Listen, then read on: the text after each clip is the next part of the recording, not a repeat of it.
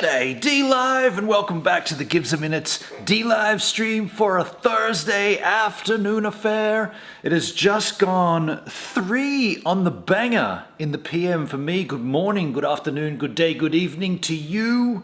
Whatever the time it is, wherever you're consuming this content, you're always welcome right here on the Gives a Minute DLive stream. And now I've always got to check. Let me go to the machine of DLive apps and just make certain we are live skis. And then we will start the stream official style.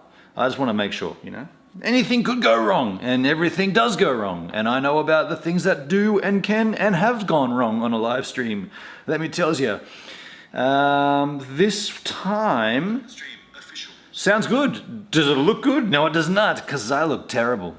I need a haircut. Either way, that may or may not happen anytime soon. It's a rainy, miserable day here in Queenstown, New Zealand. It's my day off, and the plan was to go to the Remarkables and go snowboarding, but, Coronet Peak is closed again for the second time this week. Closed due to rain, and therefore, if it's raining at Coronet Peak, it's also raining at the Remarkables. And it's miserable. And I looked up there. I actually went out to, had to go a bit of grocery shopping this morning in the Remarkables Park. And I looked up at the Remarks and it was looking pretty miserable. So not going up, not going snowboarding. Instead, I'm going to get drunk at home. What? What a great solution, eh? Oh, hello. There's an ad on my YouTube machine. Skip ads. Hey, television, skip the ad. So you can stay there for a moment. Well, there you go, folks. So anyway, that's the plan, just to chill here and have a few drinks, and that's pretty much what I plan on doing. Let me take a look at the Chit Chat. Very quiet, very quiet. Blueskis, hi. Blue-Eyed Diva, hello. Hello, Blueskis. In other news, if you're watching this stream and you're not on DLive.tv/givesaminute. I can't see you. You might be there. Hello. You might be chatting away, putting comments in Facebook or... Actually, I don't think I'm on Facebook. I think I didn't reactivate that. Forget Facebook. Oh, no. I guess I could just check. I'm not going to bother checking. Wherever you're watching, maybe YouTube, maybe Twitch, maybe Trovo, maybe Vaughn Live, maybe FC2. Japanese porn site I stream on. You could be watching anywhere. Hello. Thing is, if you're not on DLive and you're not chatting here, I can't see you. Speaking of chatting, Hendrik, hello. G'day, H-man, how you doing? We were just talking about you, myself and Sharla, in a chat. She was worried about you, wondering where you were. It's good to see you. I said he's probably still asleep. What is it in Brisbane? It's like 1 p.m. It's 3 p.m. Yeah, there's a very high possibility you could still be asleep if it's 3 p.m. for me. 1 p.m. for you. Good to see you though, good to have you. Don't really have any agenda here today to talk about any topics. Just want to hang out and, shoot the shit, see what happens. If you've got anything you want to talk about, I'm down for, suggestions, down for the convo. I do want to show you what I bought though. I'm going to have this a bit later, but I did buy another litre bottle of this New Zealand whiskey. The other one just said whiskey. This one says Yankee Spirit. The reason I bought this is because the other one was not bad and I couldn't help myself. I thought I've got to try another one, the other version, or the other variety of their... Look how bland it all is. There's just nothing here. Hey, it's just this 1 litre bottle of whiskey, $29.99. Call it $30. 1 cent less than 30 New Zealand dollars for a litre of whiskey. I couldn't help myself. I had to go and buy another one. And this one's a little better tasting, not gonna lie. It actually doesn't really have a very strong scent. I had some the other night last week now, on my day off. And as I was sort of mixing it with Coke, I was trying to get a scent of it. And I was like, dude, there's no smell to this. Either I've lost my sense of smell while I'm here in New Zealand, or there is no smell here. It's very, very gentle, the smell. So we're going to have that later. I got a couple of beers first, but probably finish the stream with one of these, and then I'll wrap things up and go and make some food. So, yeah, is there anything on anybody's mind that needs to be discussed? Before you say it, this chair squeaks. It's not me farting. If I farted, I'd let you know. Yeah, is there anything anybody needs to get off their chests? Any deep, dark secrets? Any dirty comments? I don't know what to say. Is there anything that you need to talk about? Yo, Jason, how you doing, man? Hi, Gibbs. Hello, Jason. How you going? Good to see you. Lighting, everything's fine. Everything's good in the house, the lighting. Long time no see. No. You were in my chat last week, dude. I've only been streaming weekly due to my hectic schedule with work. I've been here. You've been here, haven't you? What are you talking about, dude? Now I'm getting confused. Kind of want to go and get that beer now, actually. In fact, I'm going to do that. Oh, let me just go and tag the M style. I'm just going to M tag here for DLive's love, because, you know, got to play the DLive game. Family friendly, becomes mature audiences only. There we go. We are now mature audiences only, so therefore we can drink beer, and that would make me happy. Stream looks good on the laptop there. I probably should look at this instead of looking. I probably should look at my laptop instead of looking at the phone, but I'm just so used to the phone. Hendrik, did you have many days off due to weather, dude? Today is another off day. No, well, I'm already rostered off, but second day this week that Coronet Peak is closed. I've only had so yesterday. No, not yesterday. The day before. The day before yesterday was the second day that I got told that we're closed. First time it happened, I was already driving up the mountain, so I was already working, and therefore when they closed it, the call was to turn around and come back down, park up and go home, and you get paid for 4 hours. This time I was still walking to work when the phone call came through, mountain closed, so you only get paid for 2 hours. So you get paid 2 hours. We got a pay rise though. Got a pay rise. That's pretty. And in fact, the pay rise we got brings it up to still not quite the industry standard, but getting closer to the. It was a substantial enough pay rise for me to be like, oh, that's very kind. So there's that, and I guess I should look into, because I'm only here for another month and a half, halfway through August.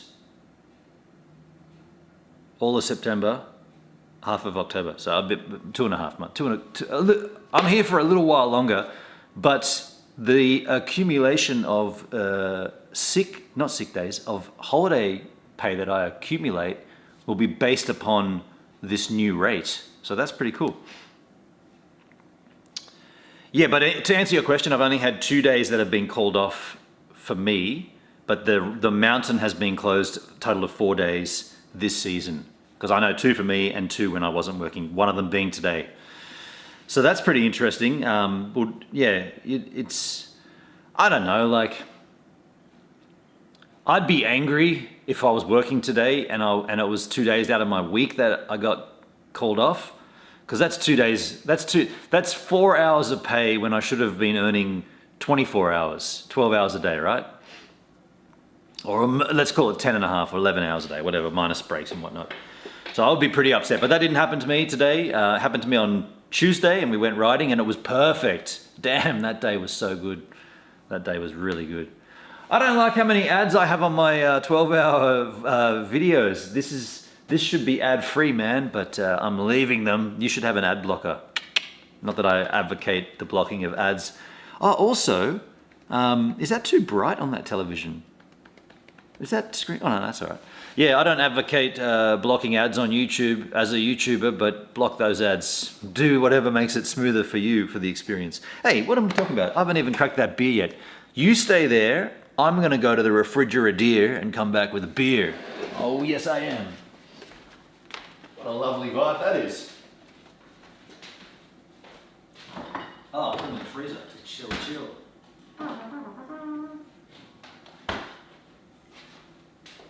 That's a great view, isn't it? Lake Johnson. And the other one I did the other week up at, where were we? Oh, last week's stream, I did a one of these videos, a 12-hour 4K time lapses, the remarkables from Queenstown Golf Club, Queenstown Pro Golf Club, Queenstown Golf Club. A week without gives feels like a long time. Ah, Jason, thank you, man. I was actually, it's funny you should say that, or you should bring that up. I was wondering, when I get back to Australia, am I going to do as much streaming as I used to? I mean, okay, so this starts the conversation, right? This starts the, here we go again. But like, DLive is so shit right now. Is it worth putting in all that effort that I used to?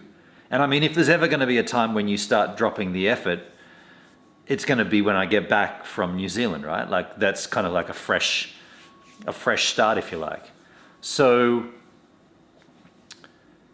yeah, I mean, I'm just wondering myself whether I'm going to go ahead and put all that effort in if the site's not giving me back what it once did. So, yeah, I don't know. Maybe I'll drop back. Maybe you'll see me. Maybe I'll just do IRL. I don't know. Maybe it could be a good chance to start going hard on another site. You know what it probably would. This is probably the better way to think of it. I don't know if you can hear that toot outside. Someone just parked up with a car. The better way to think of it might be to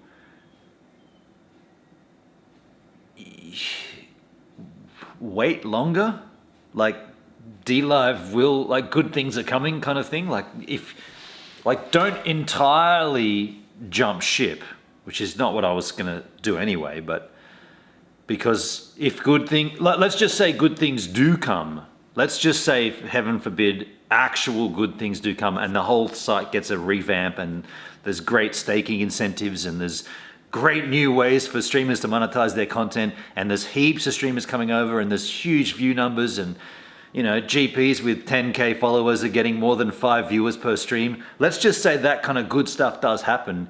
It would be good to still be here, right? It'd be, and that's what I'm saying. Like maybe it's not, like if I do start streaming elsewhere, it'll be in addition to keeping this here as well, just on the off chance that things do pick up. It's kind of what I'm thinking anyway, but I don't know. I might be overthinking it, but it's only because I'm going back to Australia in 2 months or whatever, and it's like that'd be the greatest time to sort of really change it up a little bit. You know, I was even thinking about changing up some of my like my YouTube stream outlay overlays and like the setup and just, you know, do things a bit differently. Not saying I will do that, but that's kind of what I was thinking. Because, like, I mean, let's be fair. This is dead here on DLive, right? Dead as it can be. I mean, how many of you? Dude, there's 2 people watching this stream right now on DLive. One of them is me. Dude, they're probably both me. I got my laptop and I've got my phone here. So that's 2 viewers. So I rest my case, DLive. I'll just sit here and drink beer and say nothing. Say nothing? Say nothing.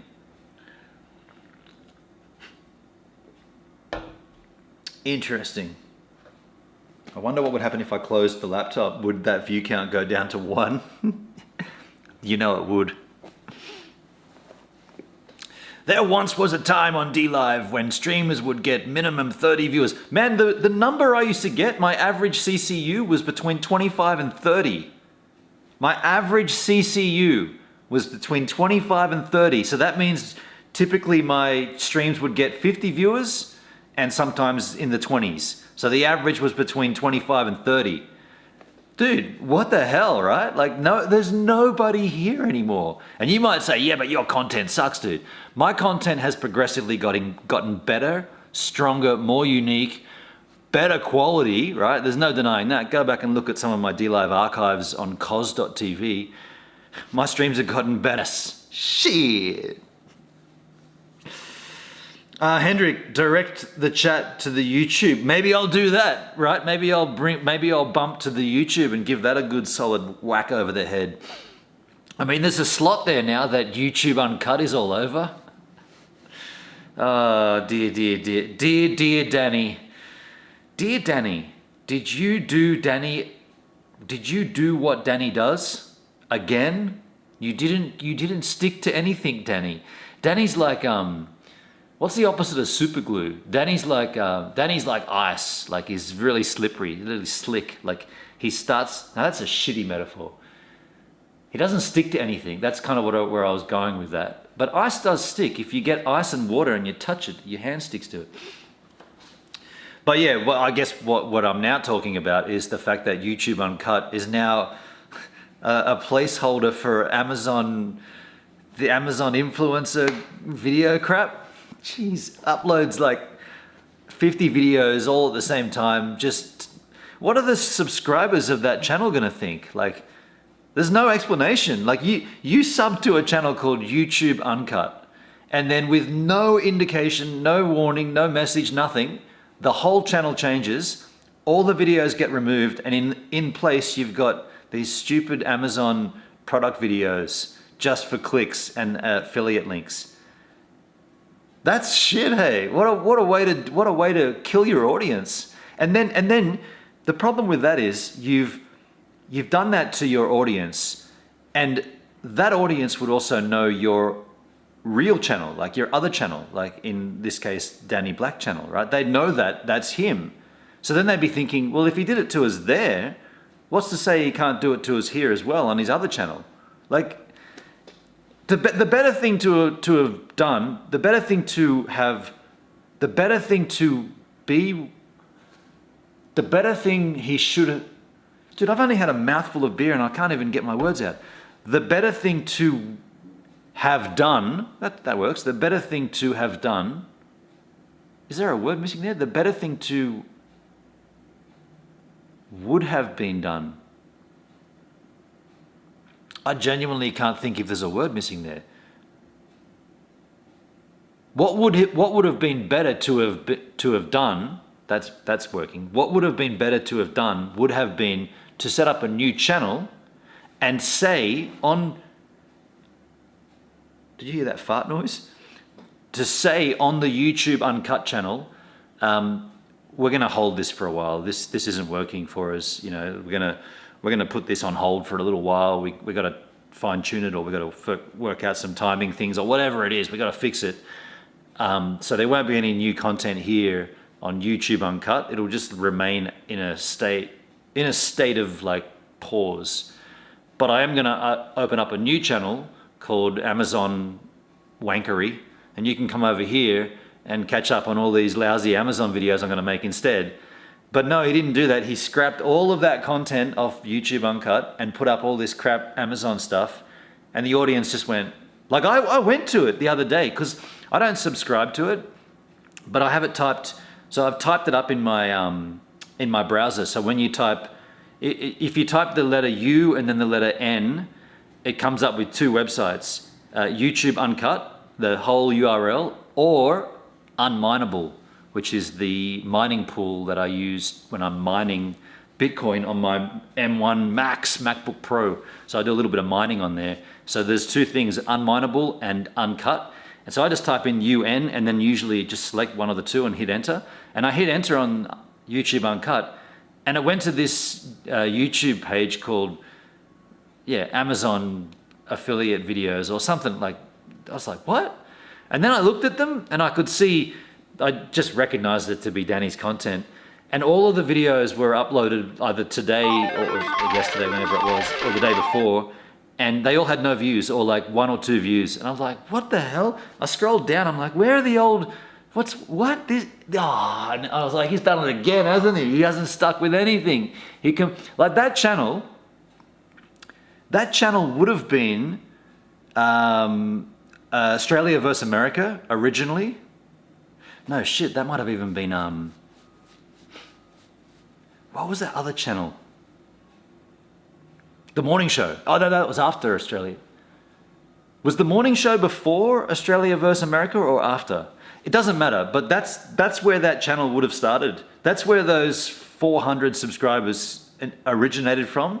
And they've gone through this like up and down changing of the channel. It just doesn't, it's just so crappy to do to an audience. Shiloh's in the house. Hey, Shiloh. Shiloh and I will see him this weekend. Tell him I said all this. In fact, play him this replay. G'day, Danny. I don't even bother. I know he watches. Cheers, Danny. How you doing, man? A 7-month sub streak. Shit, Shiloh. You see this hand? You hear this desk, this pool table? I'm going to slap this table 7 times. Each time will coincide. Each time will indicate one of those 7 months. You got to listen though. It's going to be quick. 7 slaps. Thank you, Shiloh. Me and H-Man are going to be drunk as fuck this weekend. That sounds like fun. So that's that, and that is sad too. That YouTube Uncut is gone, because that's the only content that I watch, or that I watched of Danny. I can't watch his channel anymore. The only time I'll see his YouTube channel is if I'm typing in GoPro Media Mod audio, and then Danny Black's videos will come up, because he's got all that stuff. He's got all that. More ads on my channel. Damn. Yeah, he's got all that sorted, right? Where he is. I said this like a year ago or a year and a half ago. He's the GoPro king, right? So when you search GoPro in YouTube, you invariably get his video, even if it's not related to. Like, he didn't make a video about the media mod with no audio, but that's what I searched for, and his channel comes up. So that's when I get my Danny Black fix, other than YouTube Uncut. I'm sure as hell not going to be looking at his Amazon wankery channel. Can't believe he did that. Amazon, it just went from like a podcast between him and Xander, to just this channel with like garbage Amazon. Here's a box, let's open it, here's Amazon. So funny, hey? Oh dear.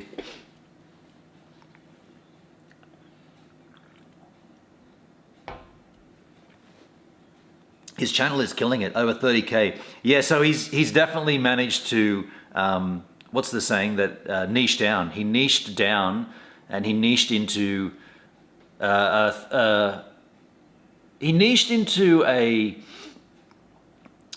niche that's always going to get views, right? Because every October there's a new GoPro.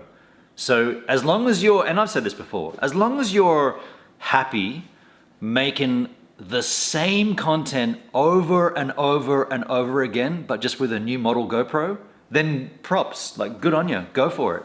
You're always going to get views, right? That channel is going to go from 30K to 100K, but within a year, right? The next GoPro cycle coming up in a month and a half, 2 months, that channel's going to skyrocket, right? If he gets his hands on a GoPro Hero 11 early or early enough, and makes all those videos over again, the same how to top 10 tricks with your GoPro 11, or top 11 tips with your GoPro 11, and he'll do all that again and again and again with each model. That channel's going to go straight up, right? Straight up. Me personally, there's no way I could do that. I never would want that from my channel, because think about what the channel, or in his case, what his channel began as and where it is now.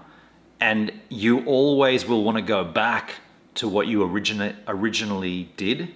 So the idea of like creating a vlog channel, and Danny's confessed all this crap many times, that he just wanted to be Casey, right? He wanted to do Casey Neistat. So the second he wants to do that again, he can't, because he's niched down so deep into the GoPro trench that the moment he makes a Casey Neistat wannabe video, the audience is going to be like, fuck, what's this shit, dude? Give us back our little tips and tricks of GoPros, and give us back the awareness of GoPro. So I'm not saying his channel sucks. I'm saying that the decision to do that has now foregone any other decision he could ever make with his content, aside from starting another new channel. And me personally, I'd rather sit on what have I got, 24,000 subs with just never going up, and create my content. Because again, you look back at my content from original Gives a Minute, like the first sort of sets of vlogs. Sure, I don't do as much vlogging content anymore. I've more moved to live streaming, but the idea is the same. It's just me presenting content. It's not based on anything in particular. It's just a general, I guess that's the idea of a vlog. It's just general me, right? It's just a general video about me. And the reason that was why I did that is because that's what I've done since I was 11, since I owned my first video camera.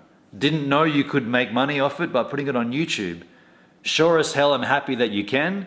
Stoked that I managed to accumulate, you know, a remarkably viral video for no reason of my own, for nothing I did, just the weird YouTube algorithm. They did their thing and helped me out. God bless YouTube at that point. Don't know why they didn't do that with my other snorkel mask videos, but they did it with one of them, so cheers YouTube. But I'm not gonna do what they want me to do and all that stupid thumbnail crap and playing into this god-awful algorithm. It's just stupid. It's so far from what YouTube meant to me when I first heard about it that I don't want to be a part of it at all. The only time I'll do that is when I'm joking and when I'm trying to make a point and mocking it. But I think that concept of playing into that YouTube algorithm is so wrong and so I'm gonna say unethical, but there's no ethics here, but broadcast yourself and you be you. But if you do that, you won't accumulate any viewers. You won't get an audience. You have to do this to get an audience on YouTube. And that's why there's people that make like Daryl Eves and Roberto Black and all the other YouTube help gurus. They make their channel, they make a business telling you how you can be a YouTuber. But I thought YouTube was you being you on YouTube. But there's businesses telling you what you need to do. It doesn't. That doesn't make sense. That's the complete. The concept of someone telling you what to do on YouTube shouldn't even exist because YouTube is for you to be you. Anyway.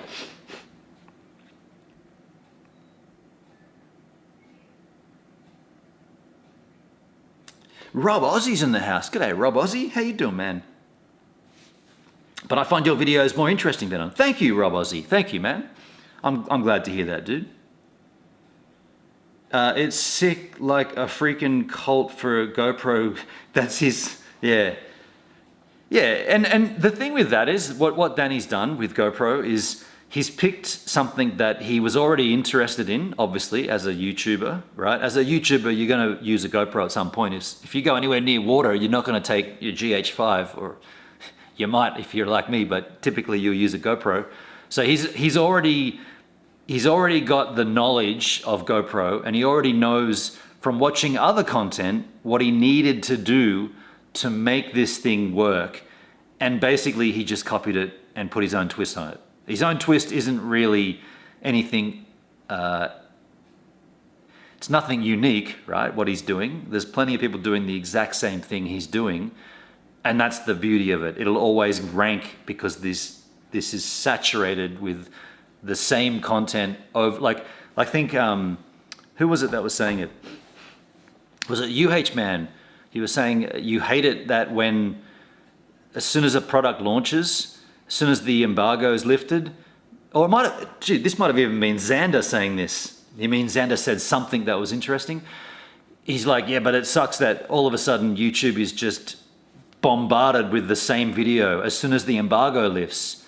Yeah, it was Xander. It was Xander, because I remember it thinking, but you're just adding to that, dude. You and Daddy are just adding to that same list. So the thing that you hate, you're willing to do it and add to it. All for what? For a number on a screen? For a subscriber count? Can you see how that sounds? Yeah, and he was complaining. He's like, oh yeah, Marques Brownlee and all these guys, they get their pre-release products that they can they shoot all their videos, then they get the embargo they got to sign, And then as soon as the embargo and the NDAs lift, at 9 a.m. UTC on the 17th, bam, all the same videos arrive and you get this feed of them. And then I'm like, so you just want to do that as well? The thing that you hate, you want to do? Hell no. I'm not going to play into that game. And happy belated birthday for Charlotte for yesterday. Right on. Rob Ozzy, thank you. Yeah, happy birthday, Charlotte, for yesterday. As a long-time supporter and a follower of Danny Black's, I am saddened. Yeah, I mean, that's what I was saying, right? That's because you've been there from way back. And, you know, there was a bunch of people up to 10, 11,000 subscribers that were there. And I'm not saying that they're all still there, but I'm just saying he's gone so deep down this direction that there is no going back to what it was. Like, you can't merge those two now. You've chosen GoPro, and therefore you are the GoPro dude. And every October, you'll see a mass accumulation of views and a mass accumulation of subscribers. And then for the rest of the year, you got to think of all the different ways you can continue to suck on that teat of GoPro. Maybe put it next to maybe put GoPro and Rosie the shark next to each other, and you can suck longer on that teat.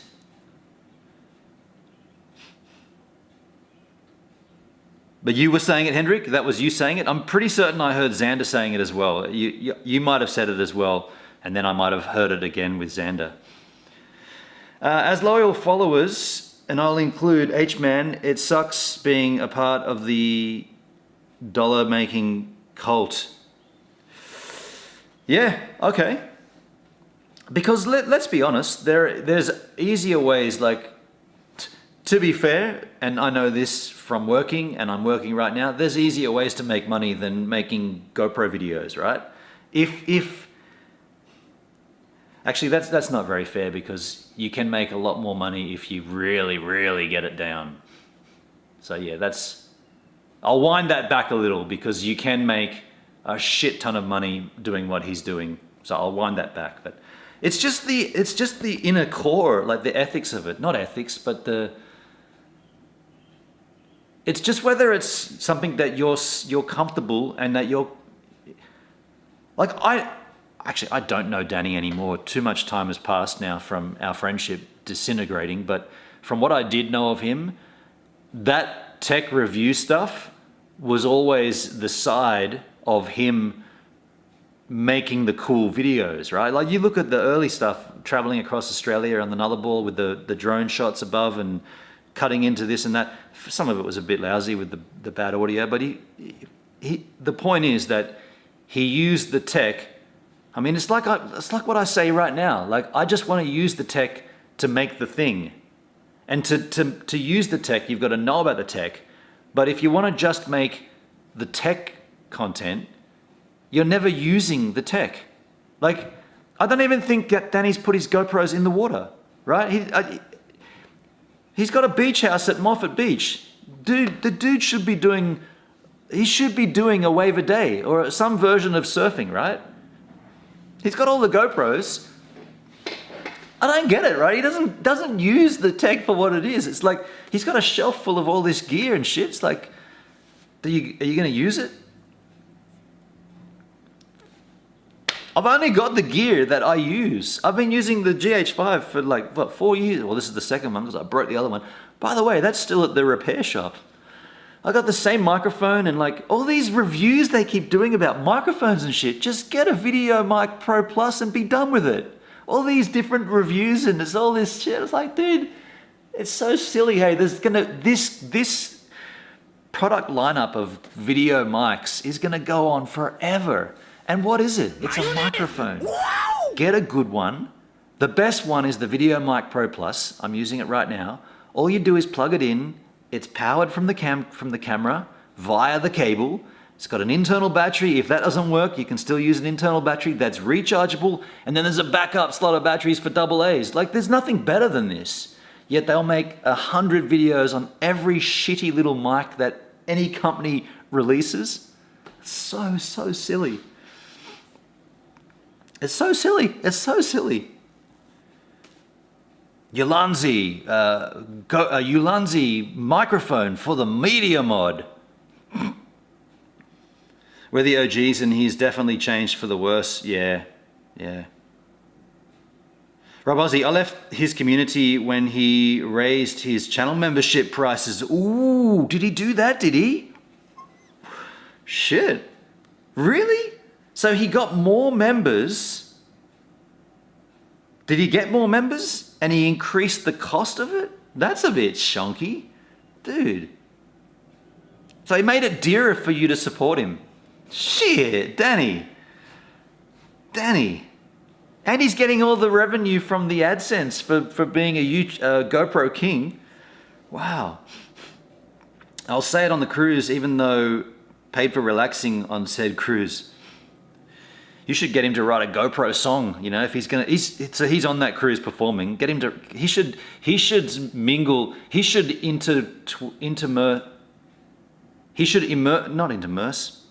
intertwine GoPro commentary, like the GoPro media mod can be attached via any USB-C cable into a song that you all know. Yeah. He dropped his membership prices to bare minimum now. Oh, so they went up, and then people were like, Danny boy, really? Oh man, the almighty dollar. Oh, that sucks to hear. So give us the number. What was the original membership price? What did it increase to, and now what is it? And is the price that it's at now, is that lower than what the original was, the bare minimum? That sucks to hear, man. Far out. Membership, huh? Damn, dude. Why would he do that? Well, I know why he did it. He did it to get more money, and then he realized that wasn't the best move, and so then he reduced it to bring back the people that he lost. Xander tried to go out on his own when Danny was away. Snooze fest. I did see that. I did see the Xander. I think he did one or two. I think it was one, and it was pretty tedious. He's just not a very presentable guy. Like, he's not a very camera. In fact, he's probably better at these tech reviews than Danny, in the sense that the less of him on camera, the better. And in a tech review, when you're handling a gadget and showing it or whatever it is, that's less on camera time for him, because he's just not. Yeah, he doesn't really have. Like, some people have it and some people can learn it, and I don't think he's got it, but he is learning it, but he hasn't quite learnt it yet. I find him tedious to watch, but yeah, but it is funny, like that, the concept of just two dudes chatting, like on a podcast or a tech review show. It's something that's been done over and over and over again, but there is a way to make it engaging, and that is to have people that are interesting and, you know, like discussions and user like interactivity that could. So as soon as you bring in a crowd and start interacting with them and having them partake, then you could sort of build on the boringness of the presenters. What I'm trying to get at. And I always thought that CreatorCast should move towards the point where we have the four panelists, and then we have guests that come on willy-nilly. When, you know, we're doing a live stream and we're going to chat for an hour, and then at the 40-minute mark, we're going to open up the call-ins, and you can come in and have a chat about whatever it is that's on your mind, tech or YouTube or whatever. That's CreatorCast. But we all know what happened there. CreatorCast, CreatorCast. Still a good name.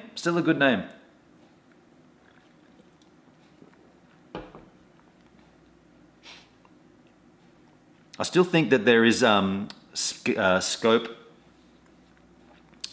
Well, not scope, but there is the potential or possibility. No, there's no possibility, because that would mean everybody's in on it. But there is definitely the door from my door, because I'm the sole owner of CreatorCast, the door is always open for Danny, Scotty, and Jay to walk back in and be a part of that. That door is always open.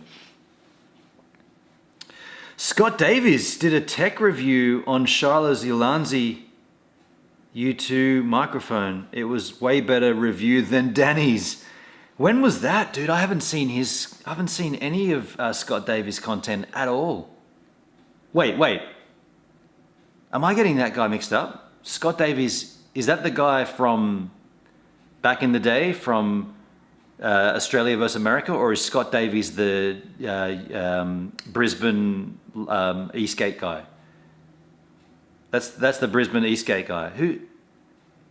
Who's the tech Australia America versus Australia? That's Scott Donnelly. I know who you mean. We need to do another CreatorCon, even if it's via the telehealth. Dude, I got to get glasses, Hendrik. I can't see that word. Telehealth? CreatorCon would be so sick, but it's got to be. Imagine all four of us got a place and did it together after all this time, and it's like, you know what? Are you guys committed to it? Will you do it for 12 hours? We've been at, like, there's been a war, and now we're going to sit in the same room. That would be content, man. That'd be sick, actually.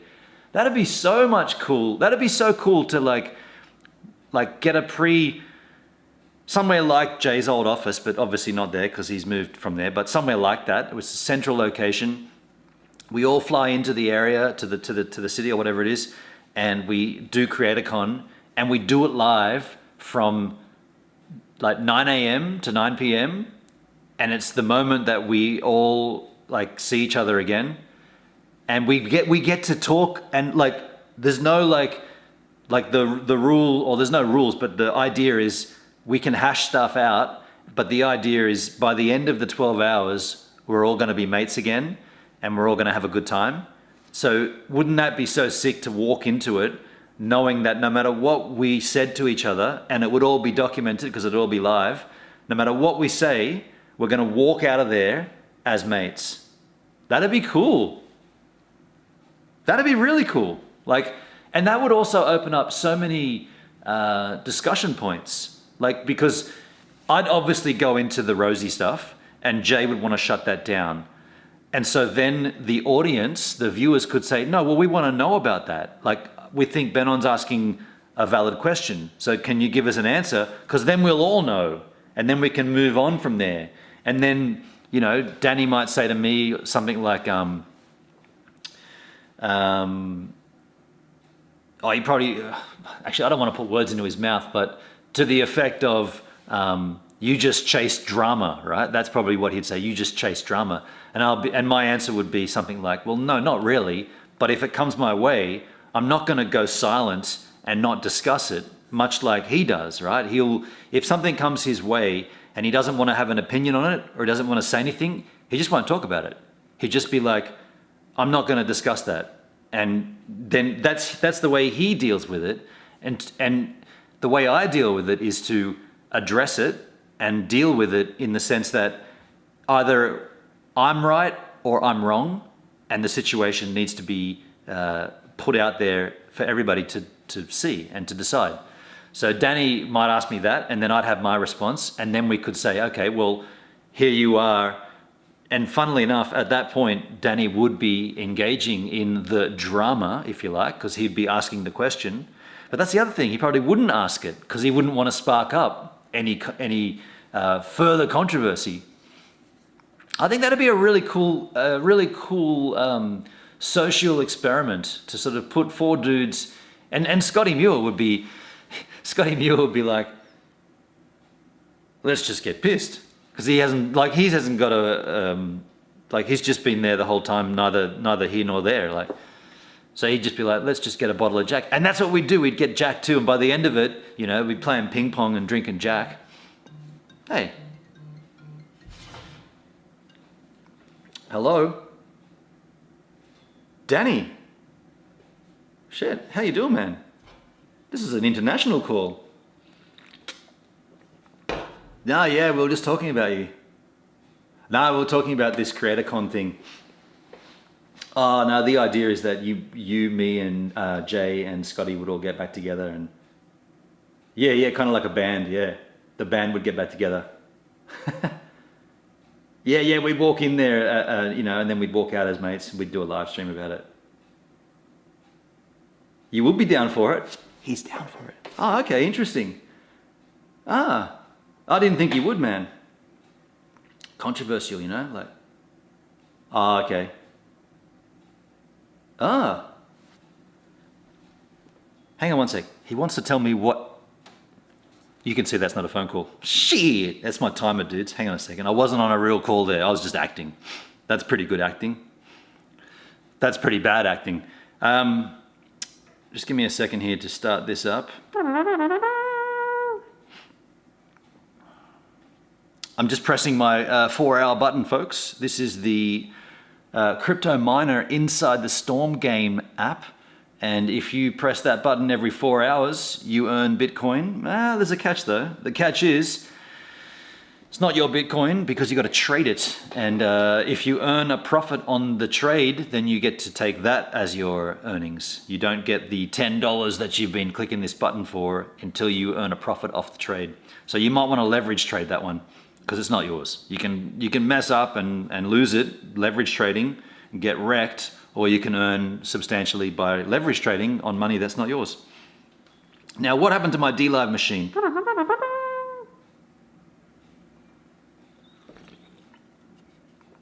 At a Brisbane B&B.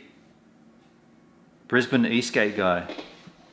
Shit, my eyesight, right? I'm gonna try to last till I'm 50, Hendrik, but by then I might be like, damn, I can't see shit. YouTube has been pretty much given up on YouTube as has Jay Boston. Yeah. Do you know I saw a Jay Boston video. Where did I see it? I was probably on Facebook. Yeah, so I think I was looking through because I'm still a member of all the Eastgate groups, but I don't get all of their posts. But I saw someone linked, someone linked one of Jay's videos and it was kind of recent. Like it was an upload of, I mean, when I say kind of, it was like this year. So he has put out content. Let me just refresh my trousers here. Yeah, he has put out content this year. What am I looking for? Oh, the DLive app right there. That was better than last time, H-Man, my acting. Convincing international phone call from Danny Black. I saw Mal Pezzi in the house too, and I didn't say hello. Mal Pezzi, thank you for the ice creams. Mayunis, wow! Thank you, dude. I did see you there, but I was too busy on a little tangent.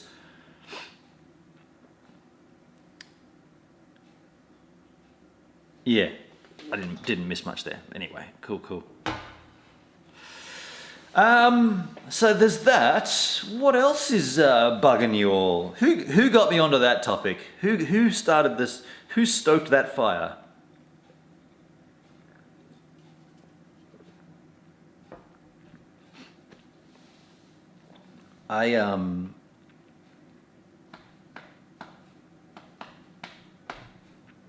You know what we need?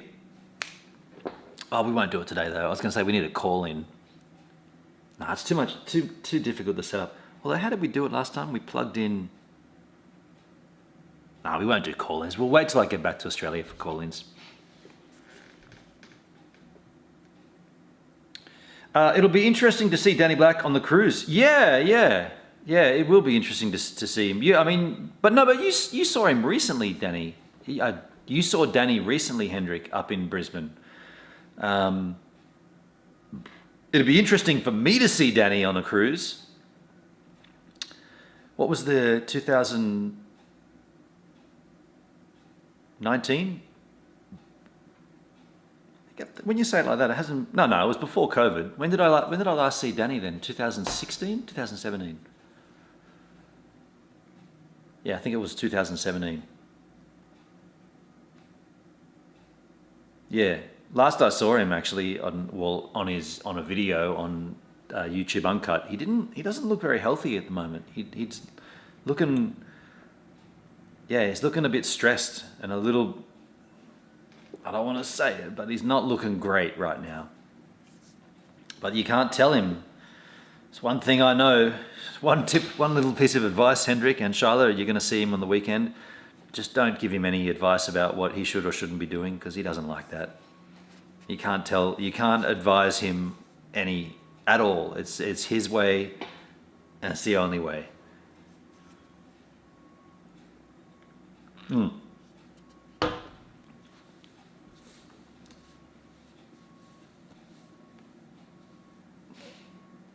That's not 4K, that television. I can see it from here. See, funnily enough, my eyes are good enough to see that that's not a 4K television. Although the resolution might not be set on YouTube. That's looks like 720. Took like 3 weeks for YouTube to render. I uploaded 4K, it's about 105 gig, 4K 12-hour content to YouTube, and it took them about 4 weeks to render it to full res. So that when I upload these, because I got a bunch of these in the backlogs coming, I've already uploaded them to YouTube and they're still processing, and I just changed the scheduled date for weeks later or something. Shala and I know that it's his way or the highway. Okay. Life is a highway. Life is Danny Black's tollway. Doesn't fit. Life is a highway.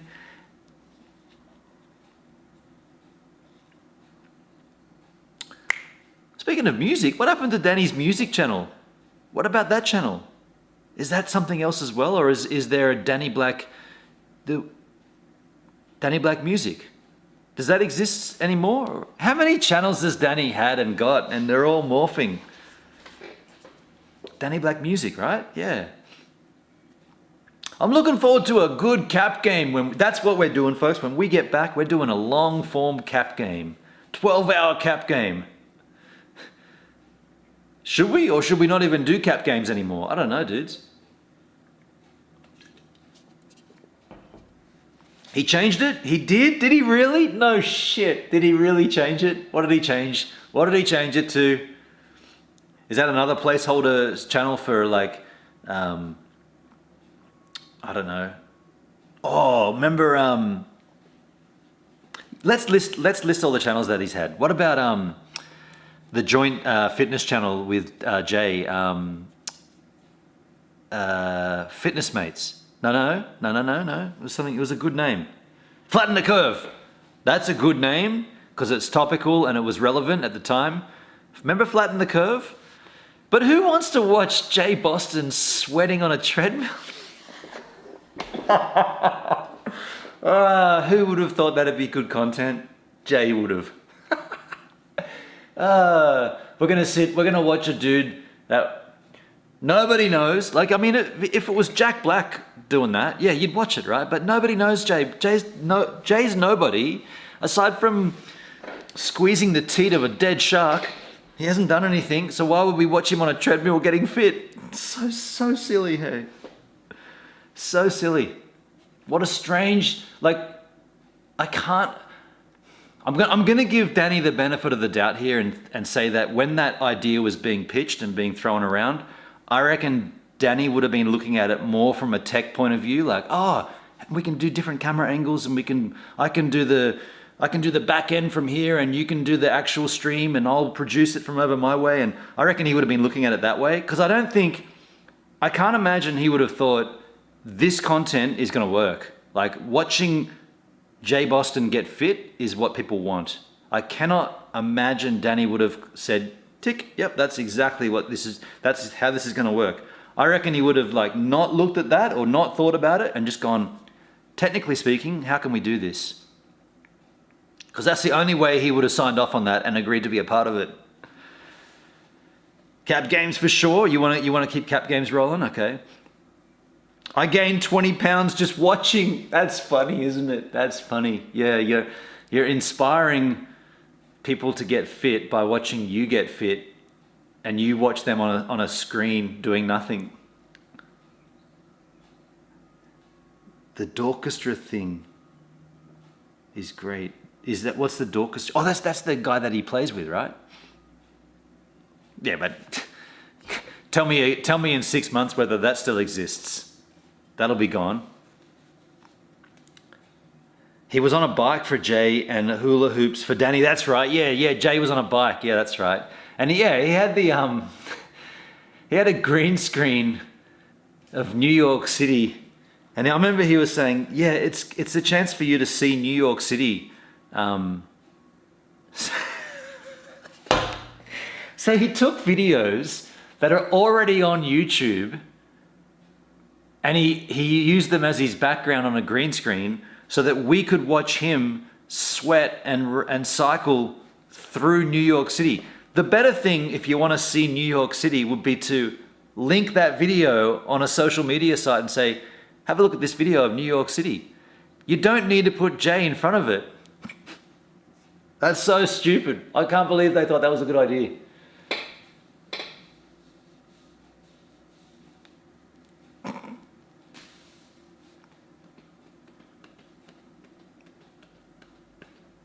I got a great idea for a channel. Watch me take a shit. We'll call it Shit's Hard. That's about life, you know. I'll sit on the toilet shitting in the morning, and we'll just talk about how hard life is. And as we're talking, I'll be squeezing one out. Be like, yeah, life is difficult, you know. First of all, you got to pay your taxes, you got to get a job, you got to get accommodation, you got to pay rent, you got to clean. We just had an inspection. You got to clean the house. Yeah. Oh, life is hard. But you know what? Life can be fun as well, you know? Like, and then I'll be playing a game at the same time, like swiping Candy Crush or swiping on Tinder or something. Be like, oh, got a match, shit. And then at the end it'll be like, then there'll be like, you can put viewer request, like, do you want to see the poop or just flush? Like, if you want to see the poop, press 1 in the chat, and then I'd put the camera down and show you the poop. Or if you don't want to see it, we just flush and then we wash our hands and we're done for the day.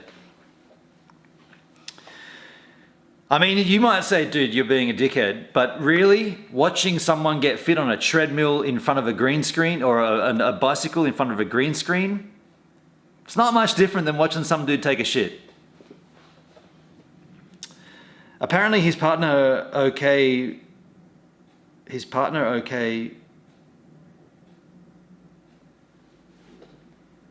CK, apparently his partner CK will be on the cruise too. I'm looking forward to that. Oh, so Danny's Dorchestra partner, bandmate, is going to be playing on the cruise too. I gotcha.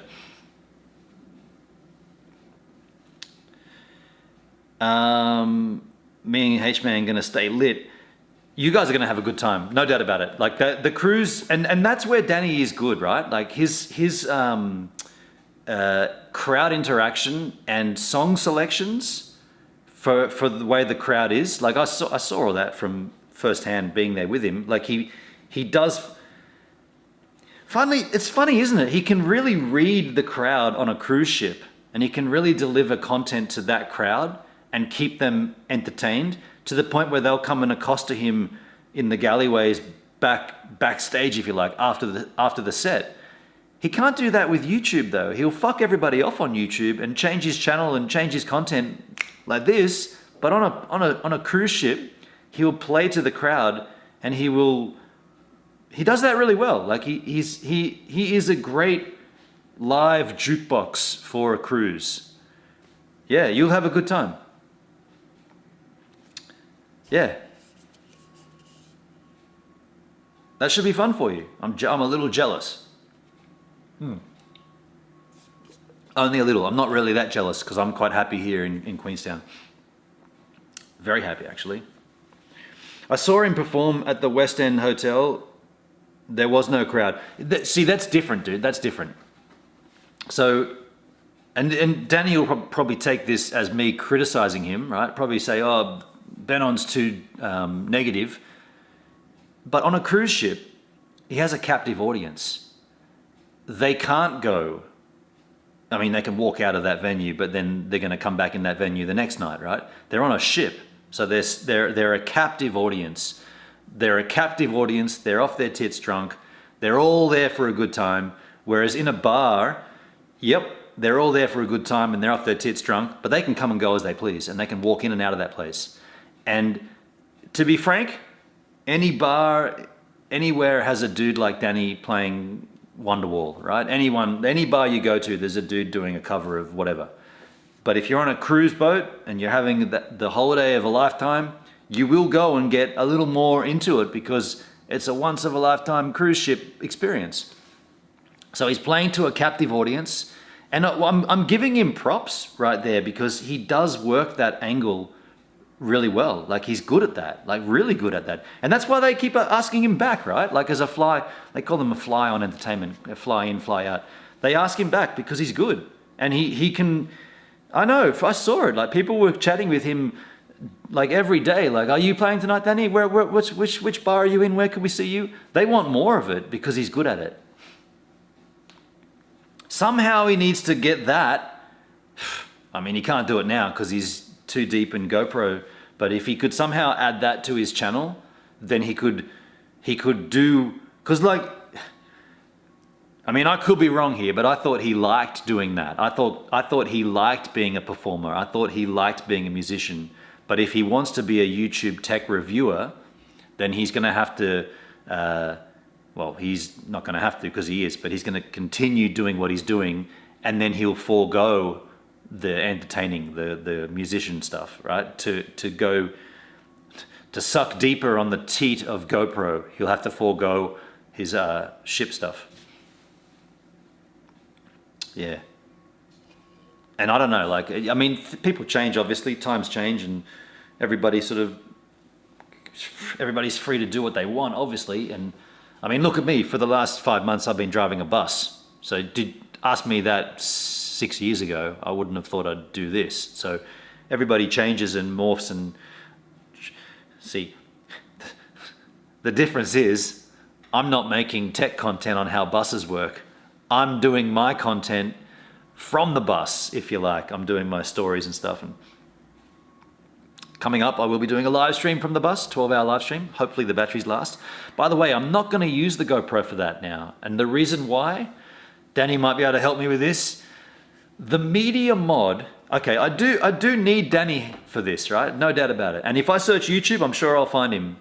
The media mod with the, what is it, a micro HDMI to regular HDMI output, that connecting cable is not solid. It's not a tight fit. And it's not the cable, I've tried 2 cables. It's the design, it's a design flaw of micro HDMI. So the port on the media mod, the vagina is too big for the penis. You put the penis in and it slips around and it wobbles. And whenever it slips around and wobbles, it actually loses connectivity.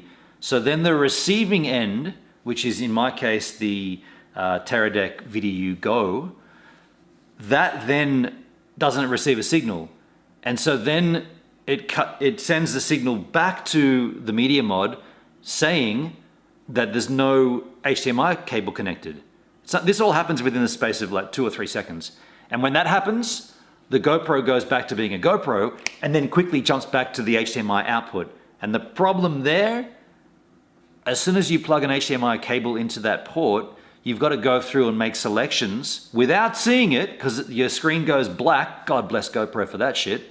Your screen goes black whenever you plug a cable in, HDMI style, onto a media mod, and you've got to know how many buttons to click to get clean HDMI out. What's clean HDMI? A complete screen, just the vision. You don't want no SD card and no battery and the timer and all the f-stops and all. You just want the vision, right? You just want the view that the GoPro is getting. But to get there, you got to select the mode button 5 times, then press the enter button. And the second that it wobbles loose because the vagina's too big, that's when it triggers that. And so then it goes back to, and if I'm going to put this up on the dash in the bus and drive, I'm going to be going over bumps, right? It's going to bump that thing all day. I'm going to have to be going back and pressing this thing 5 times to bring it back up. And so I've just decided I'm not going to use it. I'm going to just use the GH5. I'm going to try to wangle it and keep an eye on the battery and then maybe charge it halfway throughout the day and blah, blah, blah. Yeah. Vagina is too big, penis too small. Medium mod we're talking about, medium mod.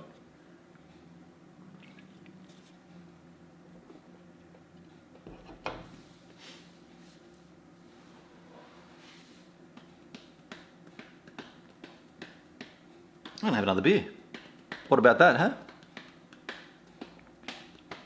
Have we talked about Danny for long enough? He comes up a lot though, doesn't he? He comes up a lot. Do you know what? There was a point there where I was missing him. I'm not really missing him much these days. I like talking about it though. You know what? Really, we do need another opinion though, because you've heard my take on this. You've heard my take on this countless times, and I'm sure you're getting sick of it. But then it comes up so naturally, like he pops up. He keeps doing weird shit, right? The YouTube Uncut being this Amazon channel. That's why, like, if he just did normal, like if he was just doing Danny Black, it wouldn't pop up like this. But he keeps on doing all this weird shit. Danny, stop doing what Danny wouldn't do and just do what Danny would do.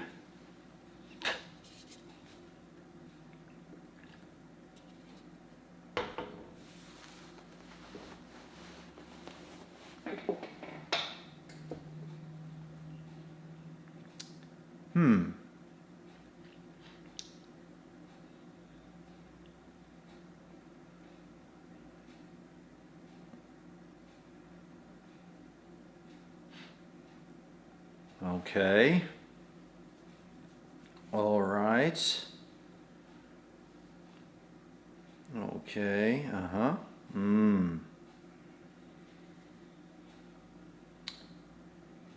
Have we really only got 2 viewers still here on DLive? Fuck me. Is this even worth streaming?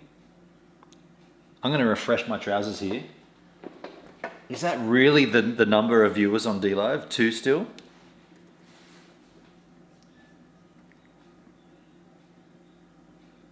Two viewers. I mean, shit. Is it even worth me doing this? Charlotte, I give up. Me and H-Man just going to drink all the drinks. That's a good idea. It really is, isn't it? So, have you seen Rosie in Lake Wakatipu? Jesus, Hendrik. So we've gone from Danny to Jay. Could you imagine if there was a freshwater shark? Now, don't tell me there's bull sharks and shit, I know, but imagine there was like the equivalent of a great white and it only lived in fresh water. Be like, fuck, dude, these things, that would suck. I just shared it to all the places. Thank you, Charlotte, thank you. Thank you, I appreciate that. I'm just baffled by the generic, not the generic, oh, you know what I should do? I should check Restream, because maybe DLive is incorrect. Let me just check Restream. Restream will give us the actual number. Because yeah, I think maybe DLive is broken. So you go down here, I don't know if you can see that, but I'll just bring it up and I'll show it to you. So, where is it here? So I got 1 viewer on FC2, which is that Japanese porn site. No one watching on Float. Oh, my Facebook is turned off. Should we turn Facebook on? I'll turn Facebook on.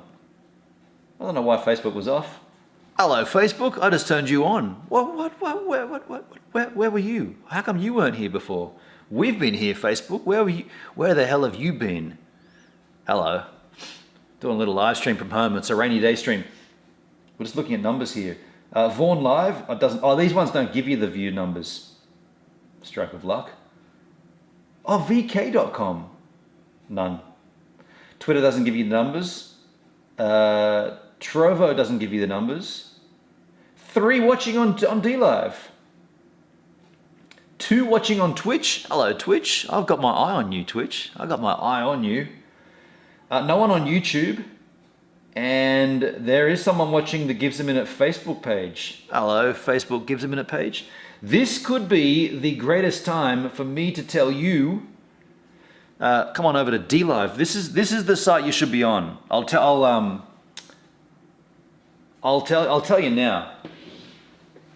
If you want to be in this chat, and you want to comment about whatever you're seeing or whatever, the URL is dlive.tv/givesaminute. If you just go to DLive, the word or the letter D as in dog, D for Delta, DLive, and then you put a dot, and then the letter TV, DLive.tv, like a television, .tv/givesaminute, and then you'll get to this. And that's where I'll see you if you join us in. How about Andrew Furl the other week? Andrew Furl, that was cool. H-Man has window seats. Let's hope he sends us his level time lapses. H-Man, yes. Pablano! Hello, Pablano Escobar. Dude, you look vaguely familiar. Should I gives a damn? Shit. Pablo, good to see you, man. How are you? How come my chat's so big on DLive there? Skipper invited me, it's all his fault. Don't worry, man, we're already M-tagged. Pablano, you're good to go, we're already M-tagged.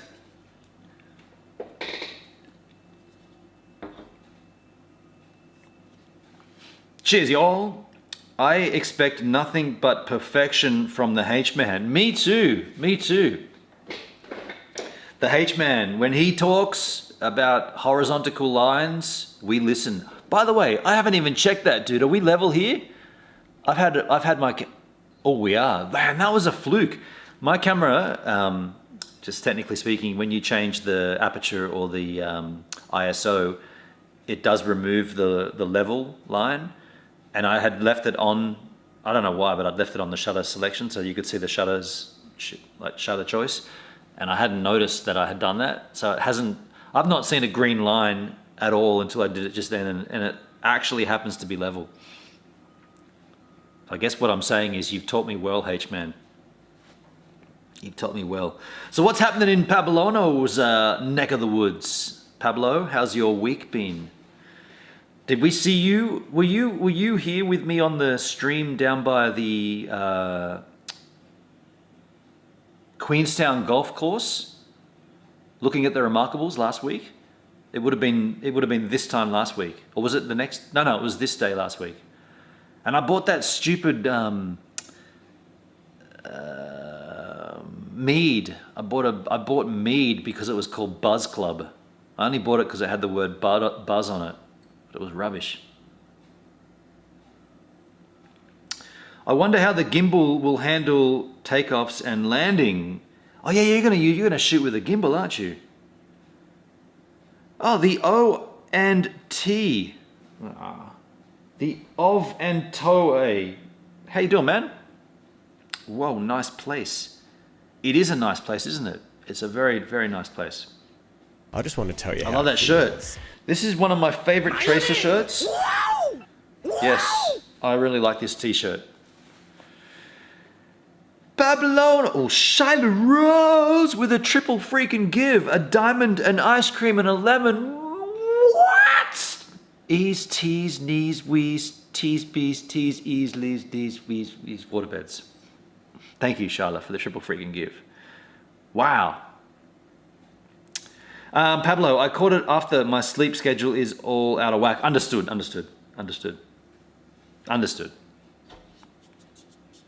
Yeah, it was a fun stream. That was cool. I enjoyed it. It was cold that day, like real cold.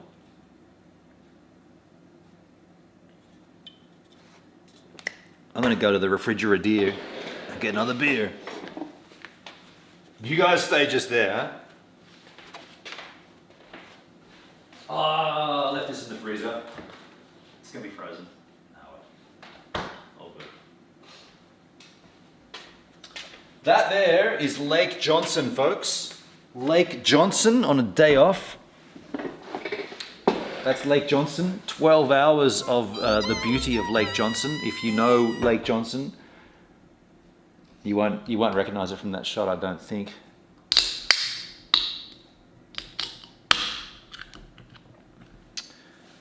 After stacking,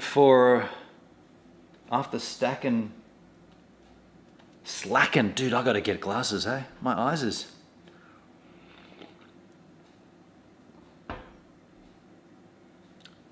Oh shit, a Ninja Guinea. I didn't see that. Jesus. That's an... Oh,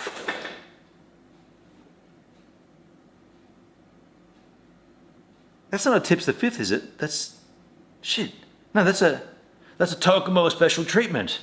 Oh, I wish I could trigger him. I can't trigger it. But I can give you an out-of-chair cheers. Yo, what, Shyla? For the Ninja freaking Guinea, goodness gracious me, out-of-chair cheers. What? I'm going all the way back over here. This is as far back as I can go, out-of-chair cheers. What?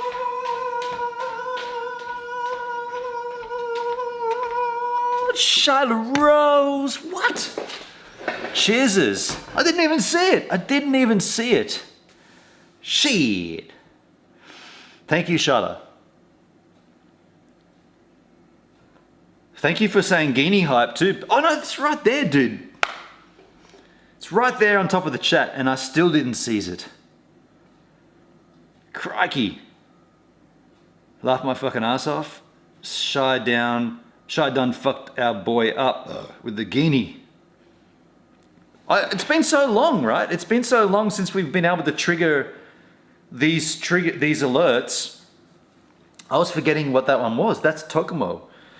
Tokomo Gaming. He's no longer on DLive, is he? No, he's long gone. Damn, Tokomo Gaming. And we had AVX come in the house to say g'day last month. All these things, all these streamers come and go. Thank you, Shyla. Thank you very much. You guys, even, you know what? Instead of saying, is there really only 3 viewers? It should be, the conversation should be, you 3 that are still here, thank you. And we know who we are. And I think that's, well, that's better for you guys. Because when there was, you know, like average of like 30 viewers, it was harder to get a word in, right? There was often times I'd miss the chat. Pablo celebrating a 1-month sub streak. Thank you, Pablano. You see this hand? I'm gonna slap the pool table once. The slap is gonna resemble the 1-month sub streak. Listen carefully. Cheers. 1 month, my ass. I mean, you know, you can't argue with DLive. It says 1 month, dude. I don't know how you can't dispute that, dude. 1 month. I know you've been here longer, dude. I'll cheers you. I'll cheers you.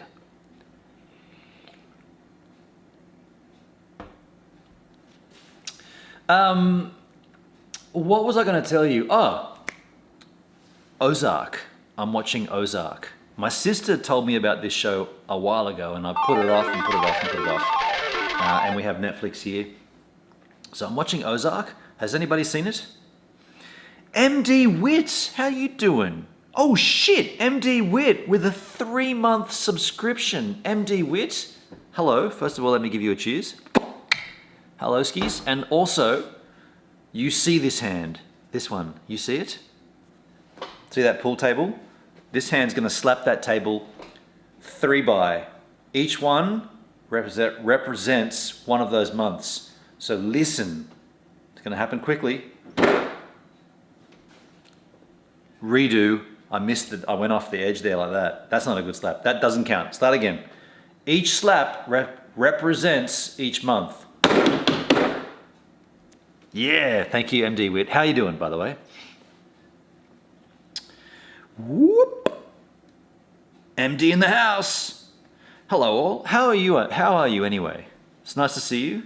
It's a rainy, miserable day here. Actually, the windows are closed because I did it for light. Yeah, it's still rainy, still miserable. Coronet Peak's been closed. Not that I was working today, I was on a day off, rostered day off, but Coronet Peak was closed on Tuesday, and it's now Thursday. So it's been closed 2 times this week due to rain. So when a ski field gets closed due to rain, it's usually because the rain isn't snow. That means the temperature's too high. So global warming, I guess, but the season, ironically, has been extended for a month, which, not a month, a week. So that means that I probably won't be working in the restaurant again. I got to go back up there and get my knife and tell the dudes that I won't be working there. The season now, I can tell you the dates. Pilpy. Am I saying that correct? Philpy. Hey Benon, been a while. You clearly moved since I saw you last. G'day Philpy, I'm not too sure who that is. Did you change your handle? So I'm in New Zealand right now. I've been here for 4 months. I've been here since May. Benon, I expected a smack on the ass. You fucking tease. What? When did I ever give you a smack on the ass before though? I was going to tell you the dates. Yeah, let me just tell you the dates here. So, season closes October 2nd is the last day of the season. That's a Saturday. I fly out of here on the 12th. So I got a full week and a couple of extra days between then and then. Season close. So last day of work, Saturday the 2nd of October. Then I got a whole week and a couple of extra days. So I'm not going to go and work at the restaurant for that week. I'm gonna just enjoy my last week in Queenstown. So I got to go and tell them because originally the season was supposed to close 25th of September, and that would give me 2 full weeks, and I'd probably do a full week of work at that point. I'm gonna kind of sucks actually because I'm gonna miss. What have I missed here? Shyla Rose with shit. 7 ice creams. 14 ice creams. My Eunice. Wow. And lemons. My goodness gracious me. Shit. Shyla. Thank you so much, Shyla. I wish I could hear that. Hang on. 7 ice creams. Mayonnaise. Mayonnaise.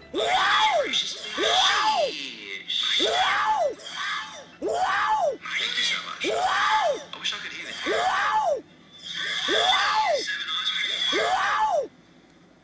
Oh, that's gonna suck for you. Now you got a loop of it. Now you got a double banger.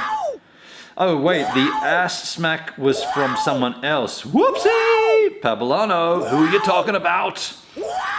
Hendrik with the lemon suit. Thank you, Hendrik. Cheers, dude.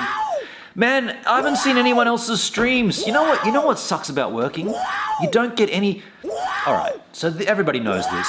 You spend all your time working, then the only time you get when you're not working, you're sleeping to get ready for the next day of work. So I don't get a chance to see anyone's content. Hendrik, have you been live recently? Have you been streaming?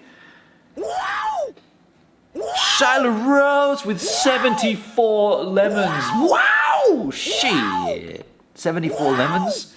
Hendrik with 22. Shit. And up above there was 2 lemons, 14 lemons, 7 ice creams. My Eunice. Wow! Shit. Yeah, so what have I missed? Like, I mean, yeah. That's just the nature. I genuinely like this job though. Like, I could do this next. Like I said, I wouldn't, but I could do this next season. I love it. I really enjoy it. It's a good gig. Good people, good gig. Got the bus bogged. I needed to pull out last night for the first time. I got stuck in the mud. I'll show you the photo. 74 lemons from Charlotte. 22 lemons. Wow! Shit! Lemongasm. Juicy.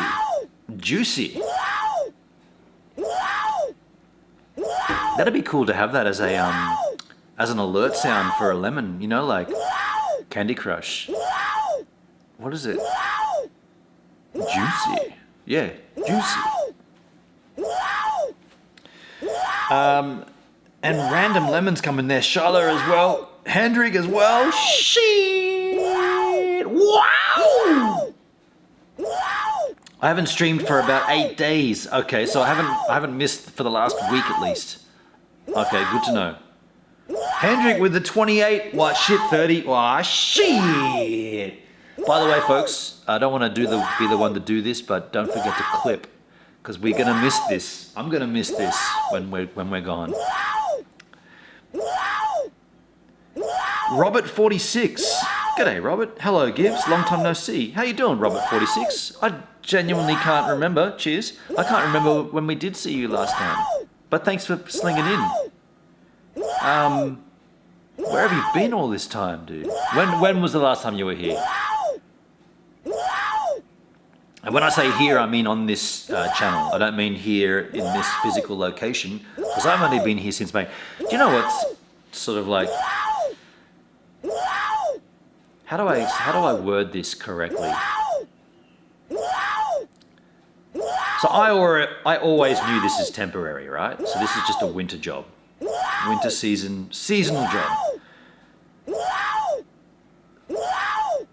There's already talk about my roommate replacement. So the guy who's going to take my room is already... And I don't... There's nothing wrong with this. Like, this is normal for the other housemates to want to secure someone to take my space. Obviously, right? They don't want to be stuck without a housemate, then they got to pay more rent. But the new guy is already known and already been spoken of. And so I've not had that experience before. So I'm not struggling, but I'm going through that first experience, or first time experience of, yeah, being replaced. But it's my own wish that I get replaced. You know what I mean? Like, oh wow, there's an old sticker. Yeah, Shyla. Thank you for that. And the dancing chicken, hell yeah. I've been here before they gave the jabs. Oh wow. That's a long time back, right? Shyla Rose, you made a clip. Thank you, Shyla. Heck yeah. Heck yeah. Hendrik with a squatting chicken. Shit, okay. Yeah, so that's the thing, right? That's the thing. Like, I know that I'm obviously going to be replaced. Like I replaced the person in front of me. There's going to be someone that replaces me. This is normal, but it's something new for me to experience. And so when the housemates were talking about, oh, we've already got, apparently there's a Serbian guy. A Serbian guy's going to move in. I'm like, oh, okay, cool. And I was just kind of like, yeah, just hit me. I don't even really know what the feeling was. It was just like, oh yeah, yeah. Because I've kind of made that little space my own, right? Like I've made that little area, but then again, I've got my own to go back to. So, yeah. I mean, I did this to myself, didn't I? Everybody's talking about the new kid in town is Johnson. What? Johnson, hello. How you doing, man? Good to see you. Who's the new kid in town? Are you the new kid in town? I know what you're talking about, the new housemate. Yeah. Yeah, so that's a thing, but there's no ill feeling here, or there's nothing dubious or anything at all. It's just matter of fact, right? This is what happens. It's just that it's new to me. Yeah. And I have enjoyed it here, obviously. Like, I've really enjoyed it. I've got great house, great housemates. By the way, Shloke is he's in England for a month or so. England, Wales, Scotland, Dubai, Auckland. So he's out for a while.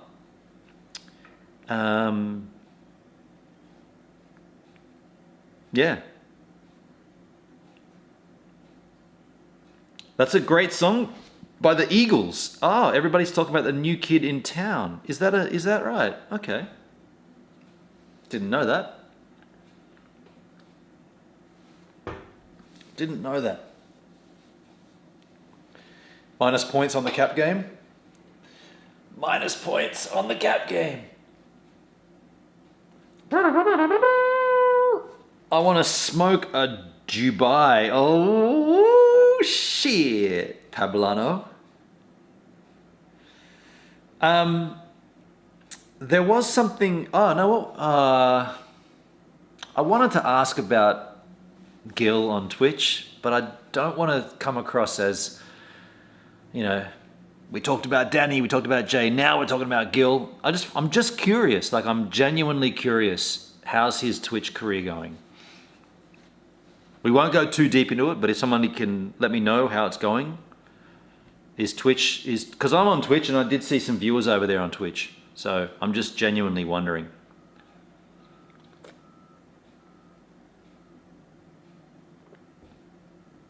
Been a while. Med interaction is no bueno.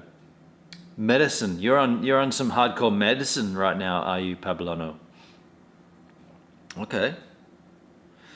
CC is considering a comeback. Oh, really? Ooh, CC, coin captain, dude. My advice would be don't do that until people are going to tag this wrong and say, gives a minute, so negative. My advice would be don't come back to DLive until DLive make a space that's worth coming back to. DLive have got to up their game, right? They've got to show you, it's not on the streamers now, it's on the website now to show you, here is the reason you should come back to this site. If you're thinking about streaming, here's why you should try DLive. They've got to provide you what's the unequivocal reasons. What? That's the wrong word. They've got to provide you with like undeniable reasons why you should stream here versus somewhere else.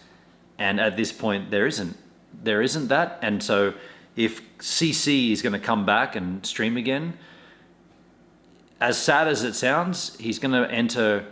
Well, actually, no, he had some private issues to deal with and whatnot, but yeah, if you think you're coming back here to whatever, a wonderful streaming world, a platform full of lovely people and this and that, it needs a lot more work for that to be true. I'm censoring right now. Pablo, that's your catchphrase, hey, in brackets, I'm so self-censoring right now. Hey, Timona. I'm good. Housemate. I don't follow him there. When I looked, there was no VODs. Okay, cool. Thanks, Hendrik. Thanks for letting me know, man. Yeah, I don't even really look at my own Twitch channel, so I don't see anything over there. But I so get your take on it. Yeah. Pablo, I knew you and I'd be on that same sort of like that level right there, the level field.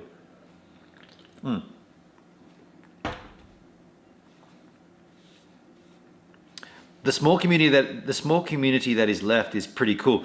This is true, Hendrik. Yeah, this is true. And I touched on that earlier as well. Like we do have a space we've created a space here that regardless of what they do around us, like the house could be, fuck, that's a bad metaphor. The house could be burning down and we'd still be in here playing Uno, right? We'd still be sitting around having a good conversation and all the walls are falling down and they might even move the house to a new location and we'll still be playing Uno inside of it. You get the metaphor. There's levels to this shit, Jerry. God, I miss Cincy. Hey, I miss Cincy. That dude was like down the level. Yeah, he was like. He was the first. Cincy was the first guy that I saw on a live stream to just not give a fuck and to tell you. Basically, he told his audience to fuck off.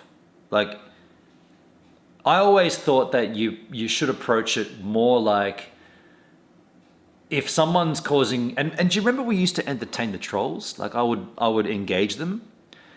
That was my take on streaming in the early days. Like give everybody a chance to everybody is a genuine person until they prove that they're not.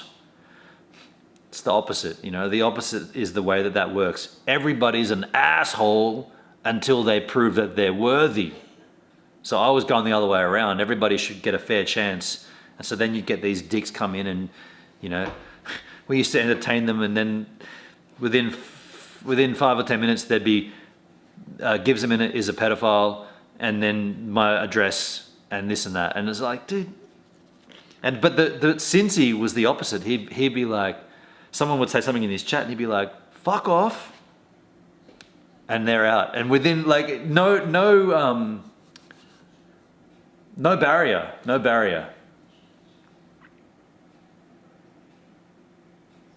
You've entertained the trolls on and off. There has come a point where in the last, say, 2 years, not 2 years, before I came here, I couldn't give a fuck about it while I'm here. I've got other things to think about. But back in Australia, there was a point where I was sort of saying, no, let's let the trolls have some fun, because to be honest, there's no one else here on DLive.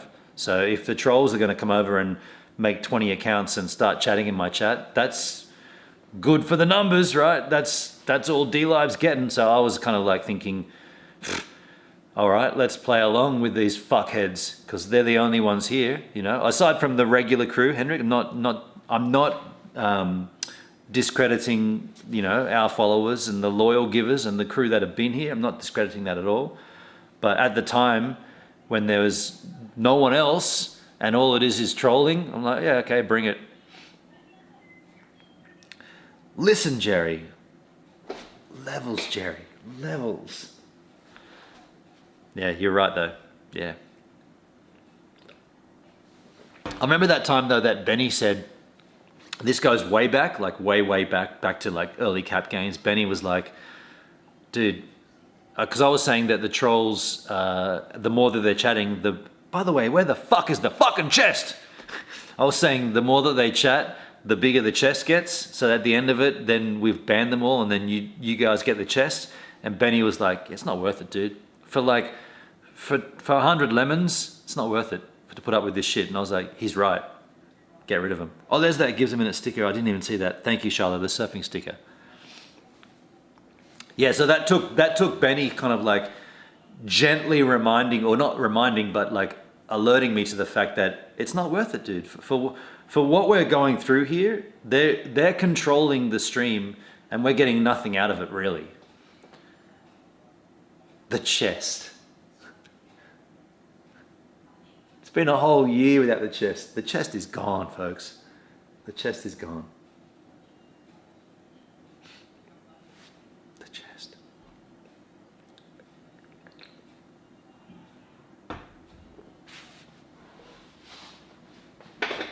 Imagine trying to...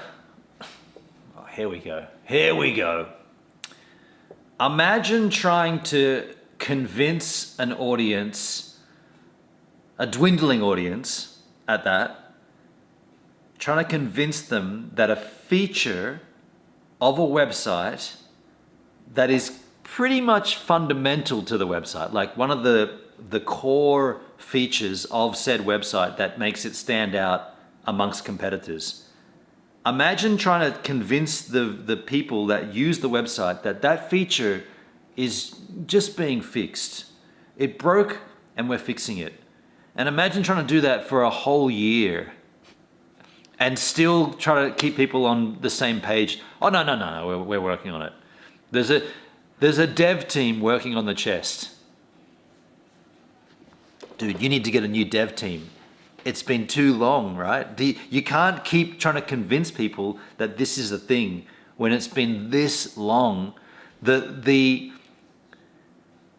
What would have been better would have been to have left the old chest and all of its woes, and in a sandbox, worked on a new chest. And then, when the new chest is ready to deploy to the site, you say, by the way, folks, there'll be a little downtime, maybe a couple of days, where we're going to kill the old chest. We've got a new one ready. Here it is. 2 more days. And then once we do some internal testing, It's going to go live right there. Instead, they like get rid of the old chest, like scrap it, and tell us that they're working on a new one for over a year now. Ah, dear, dear, dear.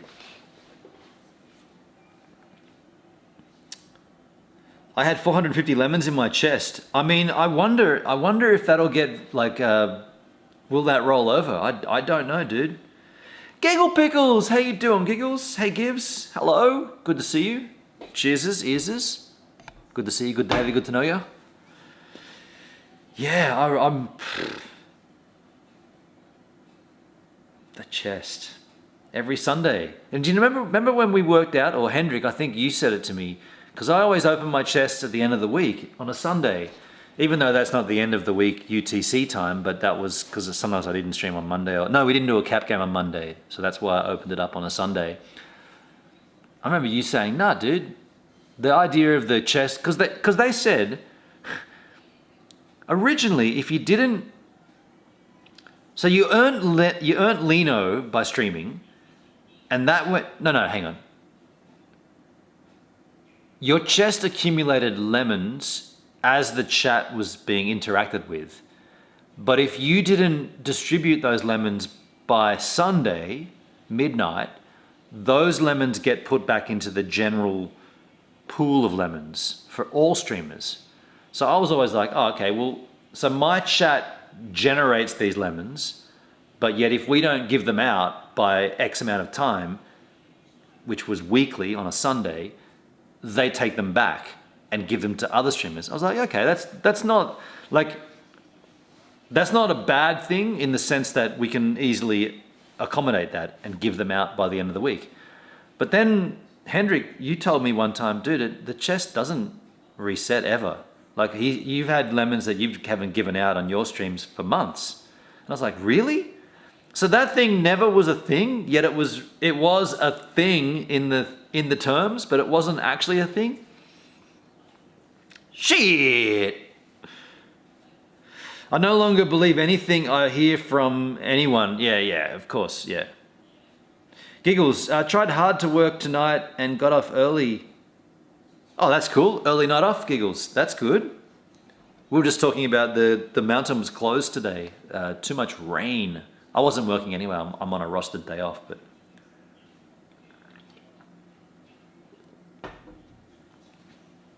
Hendrik, not true. I had the chest accumulate over 4 months. See, at one time. So 4 months. So we were, yeah. And I remember you were telling me, you were like, nah, dude, that doesn't happen. I was like, of course it happens. That's what it's written, dude. That's how it works. And you're like, it doesn't, they don't get rid of them. That might have been a sign right there, like one of the first indicators that things aren't what they seem on DLive. Things aren't quite what they seem. Things were never what they seemed. Although they were on those original early days. Dude, I really miss those days. Lino stakes, or locked Lino points. You used to go into your little Lino page, there was a circle and it had like amount of locked points and amount of like liquid points, and then you could add to end of the week, and every week you'd see it accumulate more. And it was so cool. That was my first, that was my introduction to cryptocurrency, you know? That's how I got involved in crypto. And it was really like, I'm a numbers guy to begin with. And when I say numbers, don't get me wrong, I'm absolutely fucking woeful at mathematics. But I like systems, and I like accumulations, and I like seeing things build on things, and like in crypto, like staking. And I like seeing like, volatility and change in growth and percentages and all that kind of shit. And so DLive was like, oh, you can earn this currency just by streaming? Okay, I don't know what the currency is. I don't care. I just want to earn it because I can start earning it. So the more I stream, the more I earn. What are you talking about? Run that by me again. The more I stream, the more I earn of this fanciful currency. All right, I'll start streaming. I'll go daily for a good 2-3 years. At that point, probably 2 years. Well, Lino, I'll go daily just because you told me you can earn from it. That's so cool, right? Like, I really, really wish it was still that way. Imagine all this, like, by the way, if it was still that way, I would have made way more effort while I'm here in New Zealand. Like, first of all, the 4G is expensive. Right now I'm on home Wi-Fi, so I'm good, but I would have paid for a bigger package, or I would have paid, you can do a buddy up package. Doesn't matter, but anyway, I've got a package. It's like 99 bucks a month. No, 95? 100, it's 100 bucks a month for 80 gig.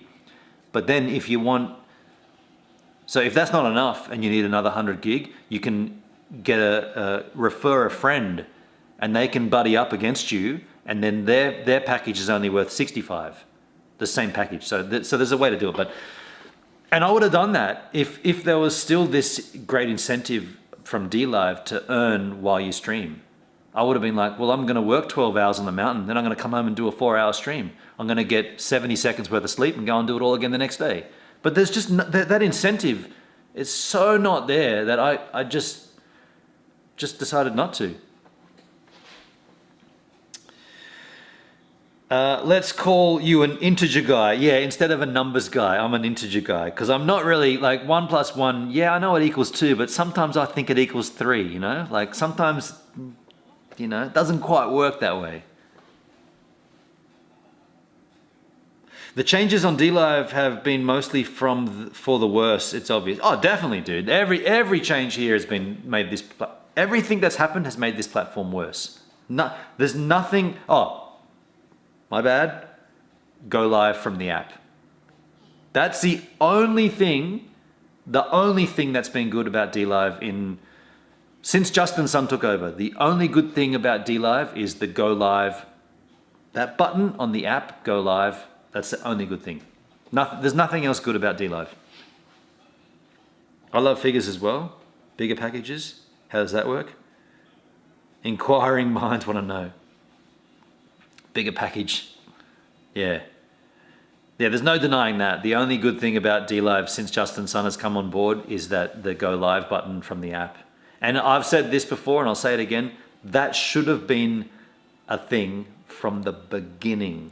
We're talking about a live streaming platform with an app which you couldn't go live from. As the kids say, that's a big oof. Oof.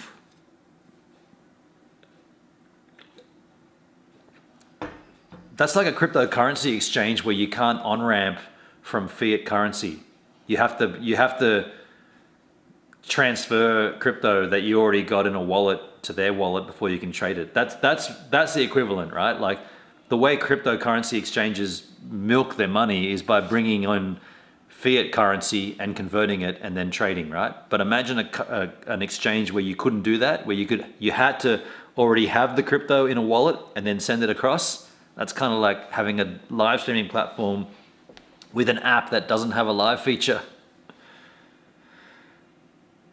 I'm not convinced that Justin Sun is still involved. I mean, yeah, I've lost a lot of interest in tracking it, because if he's not, and we've never been told who is, Bing Den is the CEO apparently. Like, just like I said before, or last time we talked about this, like, do you remember when the CEO of DLive was a guy called Charles Wayne? Do you remember that? Remember he'd come into streams? Remember he'd hang out? Remember he'd do streams? Remember he'd be involved? Remember he'd come in and donate?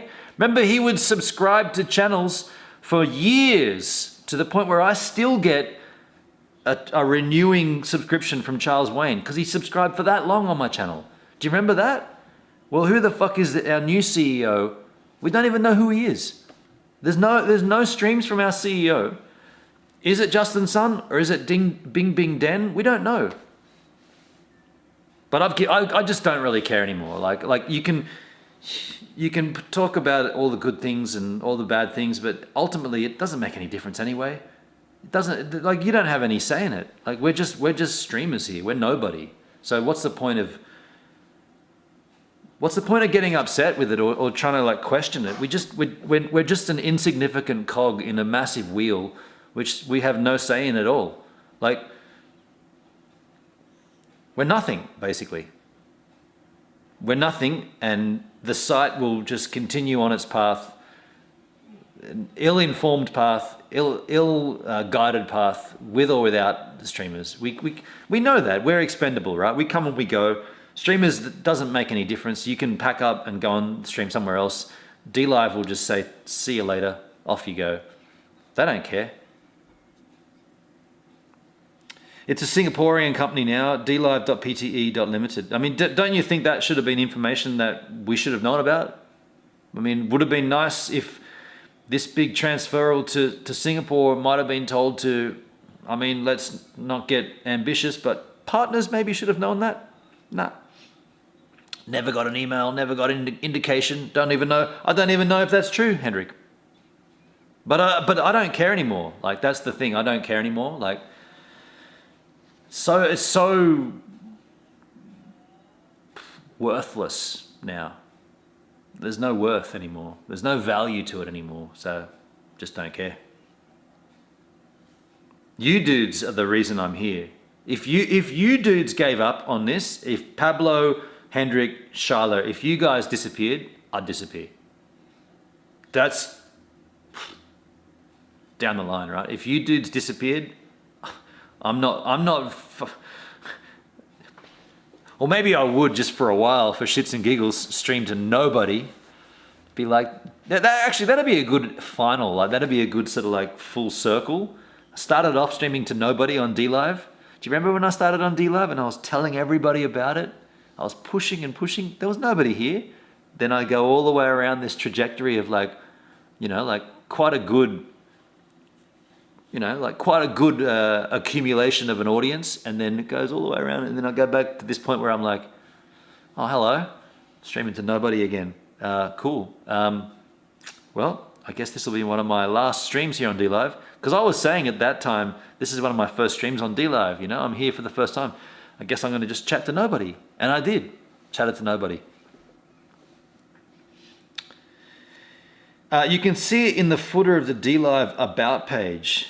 Okay, I haven't looked at that. The last thing I looked at was the you've got to agree to the terms of service, the new pop-up that forced everyone to click, and that still mentions fucking Lino. Jesus. Can you believe that they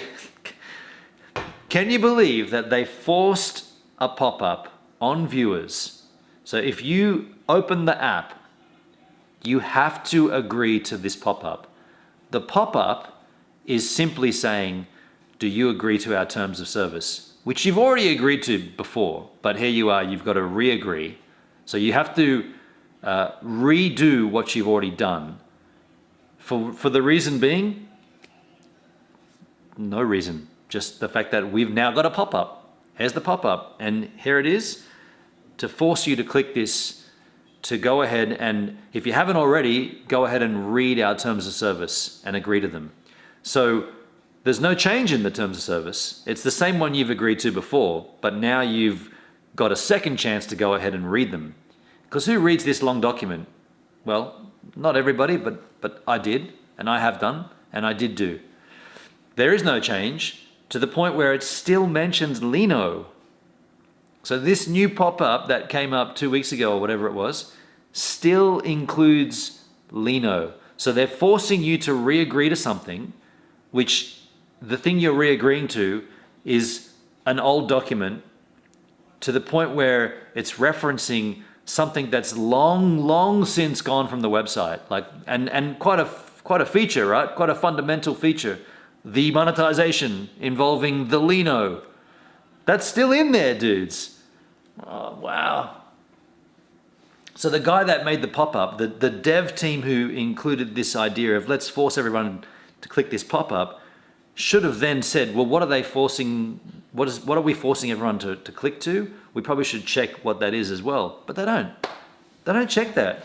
There's no diligence. Hey, there's no one going, okay, while we're doing that, should we just verify what they're actually agreeing to make sure that that's in line? Then nobody checked it. So, you know why? It's because there's nobody here. All the staff are gone.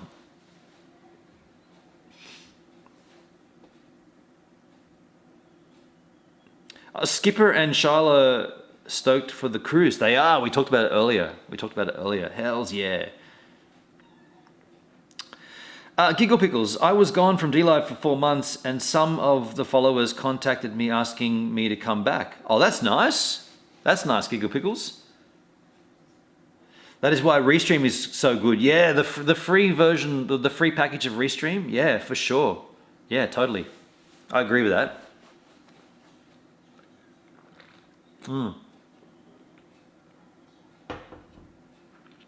Yeah, interesting times, huh?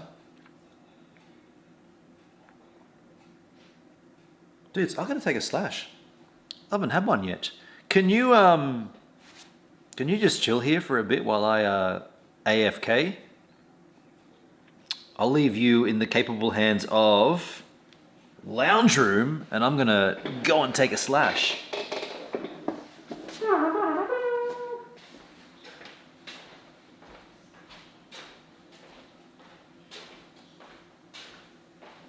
Bathroom's down here.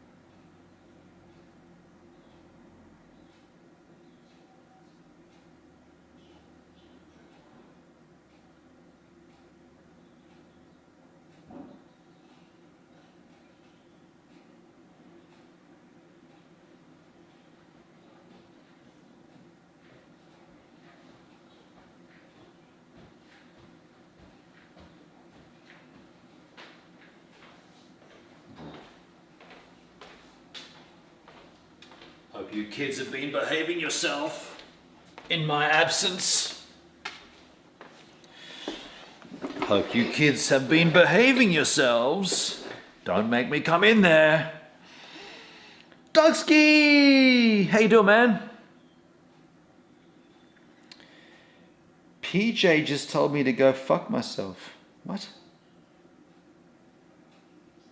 Someone rack up the table while he's gone.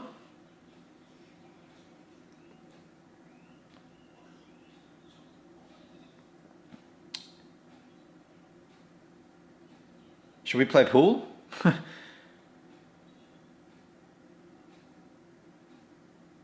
don't want to play a game of pool? I mean, I could play, but it's... I need to play with my housemate. Doug in the house. How's it going, Doug? Melbourne town? How is it down there in the old Melbourne style? No, I didn't, Giggle Pickles. No, I didn't. No, I didn't. You weren't behaving yourself. What are you declining? Plenty of powder on the mountains this week. I see. Thanks for the YouTube stories. Doug, thank you, man. Yes. Well, so maybe not now. The day that we went up on my day off, wow, hell yeah, that was so cool. But that's changed now. It's raining again today, and Coronet Peak is closed, and it's been raining at the Remarks as well. And the temperature's been high, like temperature like up to 11. So that's not looking good, dude. I'm sipping this Lush JD. Interesting flavor profile. Oh, what have you got? What Jack have you got there, Pablo? I want to finish this and have I want to have this. This is the $30 litre bottle of New Zealand whiskey. This one's actually called Yankee Spirit. Yankee Spirit, a litre bottle. The rain will melt it, yeah, totally, and it'll be slushy. But there is colder temperatures coming and more snow forecasted. But the day that we went up, we got so lucky on that day. That was awesome.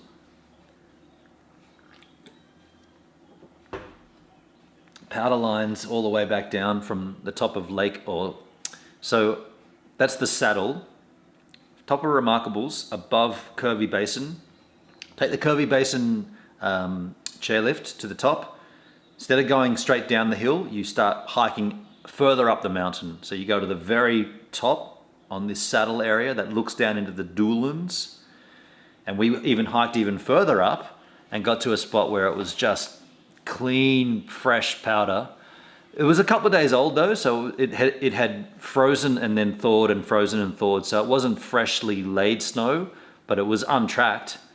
And me and Avi, my housemate, we just sat up there, had a beer, took some photos, had a great time, chilled out, just had a good afternoon, just chilling up there. And then we rode down this massive face of snow all the way down to Lake Alta, completely frozen over, snowed on top of, and just, yeah, it was so perfect. So perfect. Really, that's what I wanted to do. And we were going to do it today as well, but this rain hampered it. But that's what I wanted from my time here in Queenstown. I wanted to do specifically that. And I wanted to live stream it, but that ain't happening up there for sure. The lake had heaps of snow. Was it frozen underneath? You guys were laying on it. Yeah, like I dug my snowboard into the snow, and the snow was like probably that deep, and then there was just hard ice, and the hard ice was like deep dark blue color, and yeah, you'd need a chisel to get through the ice to get to the water.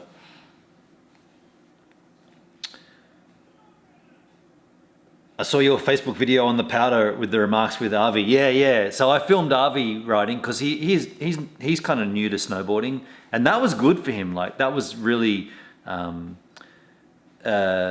was a steep hill, and a lot of like all powder. So when you learn how to snowboard, you're basically using your front leg as most of like.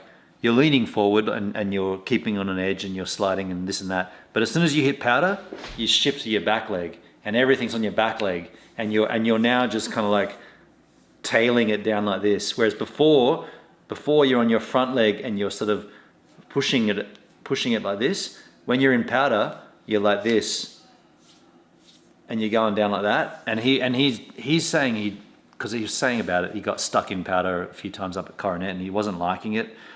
And I said, yeah, you by going up to that, oh, by the way, dude, there's blue sky out there now.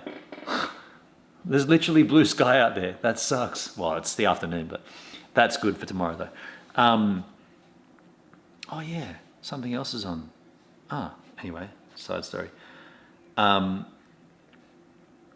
Yeah, so for him to go up there and then to hit that down, I was like, that's impressive. And he fell a few times, but he recovered quite well.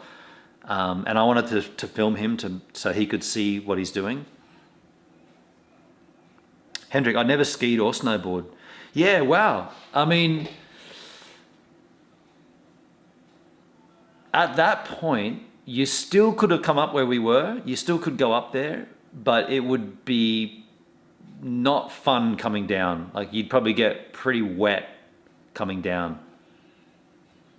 I've never thought about that. Like, could you go up there and then just like jump off and just slide down? You probably could, yeah. Doug, you seem to be boarding more than you said you would be at the start. You must be enjoying it. Dude, I gotta say no to that, because if I was boarding more, I would have gone today as well. Like today literally was one of those days where it's raining and it might have been snowing. If the weatherman got it wrong and it sort of got a little colder than it said, and the rain became snow, then Remarkables would be having fresh lines. And so in the year 2000, there's no question I would have been up there. I would have been up there for sure. Today I woke up and I was like, check the weather. Like, nah. I went shopping instead, dude. I literally went shopping instead of going snowboarding. So no. And I've only had like of my days when I'm working, I've probably only been riding maybe a week, like 7 days out of, I mean, I've been here since May, I've been working since June 9. I've probably only done a week of boarding, like 7 days worth of boarding while I've been working. And the whole idea of doing this job for everybody is to go skiing and snowboarding. That's the reason we're here. And I've only done it 7 times approximately. And on my days off, I guess I've been up maybe 4 more times. So I'd say that's not much. People go every day up here. You know, every day they go riding. Pablo's drinking Jack Rye, slightly different. Yeah, nice one, man. Yeah, the Jack Daniel's Rye. I've only had Charlotte sent me a little sample bottle of it, but I do have one back home to drink soon. But I haven't had it. Yeah, I mean, I've had the taste. I know what it's like. It's good. Giggles. I can't snowboard anymore due to having a bad back and weak ankles. Yeah, that's not going to work. Hey, that's going to suck. Sorry to hear that, Giggles. Son of James, hello. Hello, Sunskis. Good to see you, Gibbs. Was just asking about you yesterday. Glad to see you're doing okay. Yeah, man, I'm doing fine, man. Doing fine. Thanks for asking. And hold on a second. Who were you asking, though? But good to see you, man. Yeah, I'm doing well. Just spending a little time over here in New Zealand. Yeah.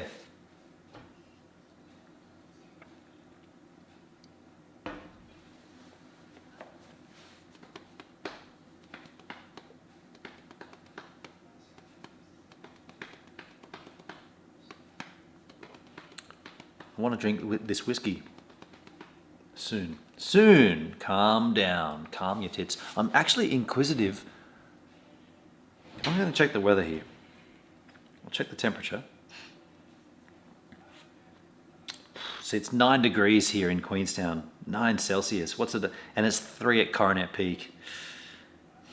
That's not looking good, dude. 3 degrees. Oh, the forecast has changed. All that snow is now just rain. This could be the end of the season, guys. This could be the premature end. Well, tomorrow, low of 3, high of 12.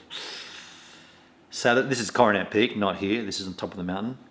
Sunday, high of 7, low of 3. Monday, low of 3, high of 9. We need lower. Saturday, -1 and 7. Interesting.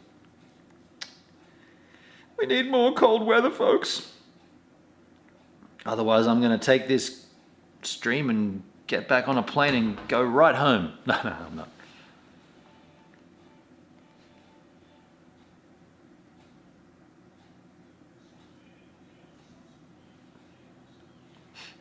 Premature sucks, just saying. Premature anything sucks. Premature ending to the season? Shit.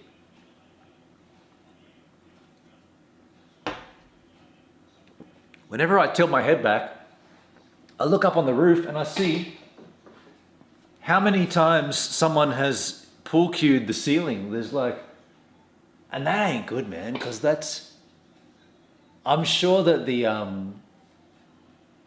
when we have an inspection, rental inspection, I'm sure that they make comment on that, like, yeah, you've damaged the ceiling. Hello, Hendrik. Good to see you. Son of James. Yeah, Son of James. It is good to see you as well, dude. We appreciate you slinging in. Did you get a notification or something? Like, how did you know I was live? And also, just another side note to anyone watching this stream that's not on DLive, So whenever I looking at the chat, I'm looking at this DLive app. So if you wanna be in that chat, like Andrew Furl did the other week, you got to go to dlive.tv/givesaminute. You can go to dlive.tv and then sign up, and then you can find my channel, Gives a Minute, because that's where we're at. I mean, that's where I'm at. You could be chatting to me on Facebook and whatever, and I'm just not seeing it. And I apologize. Like, if you are chatting to me on Facebook, appreciate it, but I'm not seeing it. I'm not ignoring it. I'm just not seeing it. Pablo, I have damaged my ceiling before, very different way. Ooh, what do you mean? Pablano, what are you talking about? How did you do it?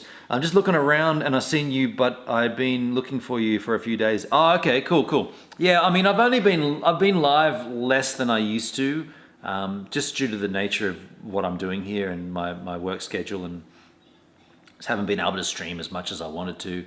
Today, I mean, arguably this is nice to do this kind of a stream because I'm not going to be here forever, and it's going to be great to look back on, this room and this setup and just to have this as a memory. But in an ideal world, I'd be outside showing you the area, Queenstown and all the glory around here. And I have been, but the forecast, and I know it's changed now, but the forecast was for rain all day, and it was bucketing down.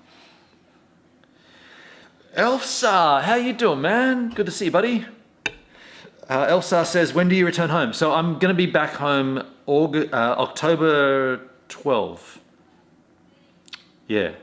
So give me a few days to settle back in, and then I'll do a stream from, probably around about October 15 or something, I'll do a stream from back home. I'll be honest, I'm looking forward to it. Like, I am missing home. I'm really looking forward to being back home on the beach in the warmth, and definitely gonna do a Crookhaven Head stream, Hendrik. Gonna sit on that blue bench and just get a bottle of wine or something, or probably a bottle of Jack. Haven't had any Jack since I've been here, aside from Jack and Cola, the premixes. Yeah, so I know it's like the grass is always greener and whatever, and as soon as you get home, you'll be like, oh, I want to be back in Queenstown. And yeah, that's the cool thing about life, right? If you make a change and you enjoy the change, then of course you're going to enjoy what you've changed from, and then you're going to get back to that, and then you'll be like, oh, I want to go snowboarding.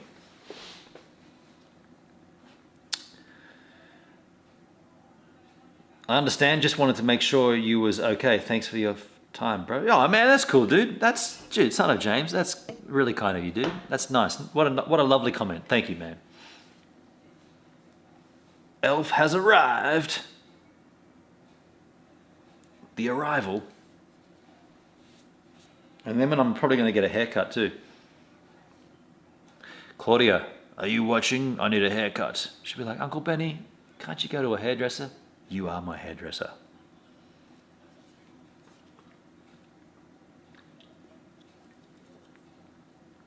All right, let's, you want to crank this up? Let's try this. This is, for those that have just joined us, this is a brand of whiskey. So there's two versions of it. The other one I've had, it's Kiwi, it's New Zealand. The other one I've had literally just has the word whiskey here. It just says whiskey, and it's like a product of New Zealand. There's very, very little literature or documentation of what this is.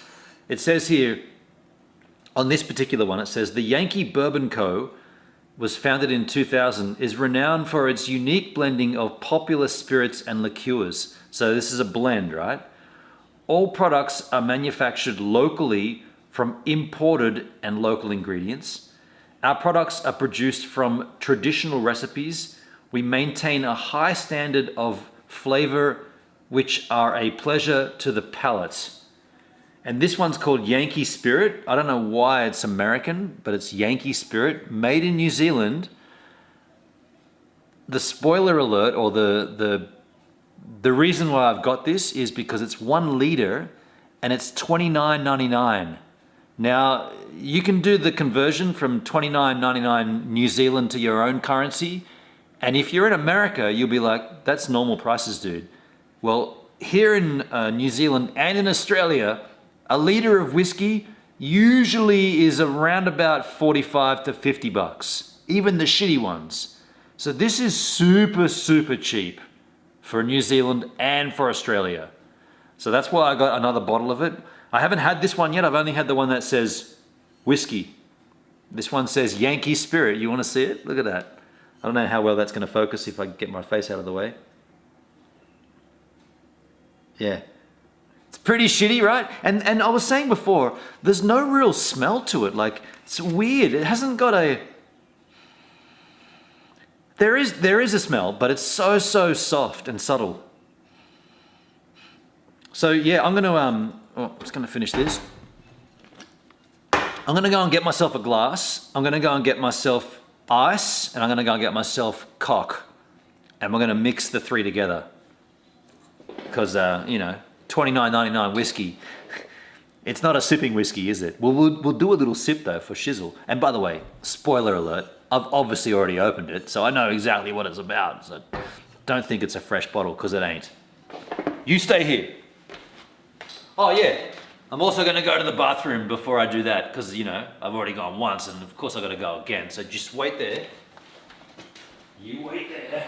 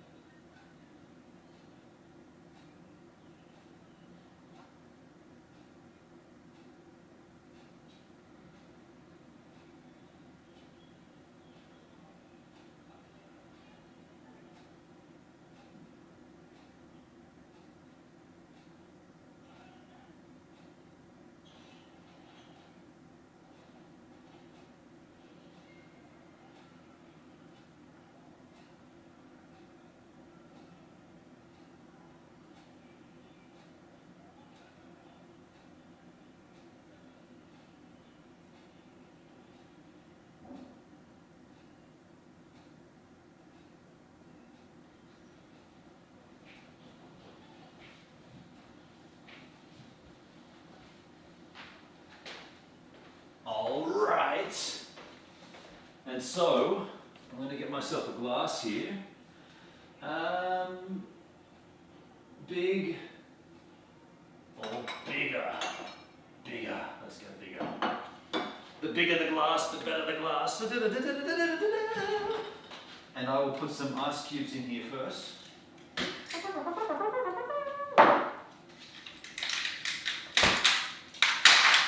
Crackety crack. Go with four cubes of ice, and I've got a bottle of pop here, which I organised earlier. There's real pop too.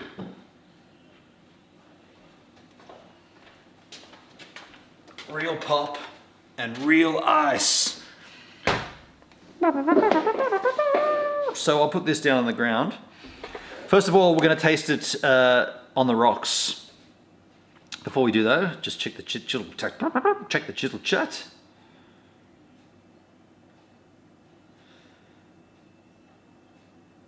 Geez, 1 litre here is less than 20 bucks for the cheap stuff. This is extremely cheap, but I do realise that it seems expensive for everybody outside of New Zealand or Australia. I get that. Even JD is only 25. Okay, you've proven my point, yeah. Often served with doodle dandies. Doodle dandies. Doodle dandies. Son of James, thanks for getting him to stop by. That was awesome of you. Okay. Hey Peter, we shouldn't have broken into this house and this guy and all the camera equipment. Yo, Peter. Thanks, Doug. Peter, there's a camera. Peter is damn perv, always trying to swipe. All right, that's a running joke, which I usually do it when I go around the back of the camera, but in this instance, I had to go in front of the camera. So let's just taste this. I'm just going to put a little snifter in here because, like I said, there isn't much flavor to this whiskey, and well, I want to just check it for myself.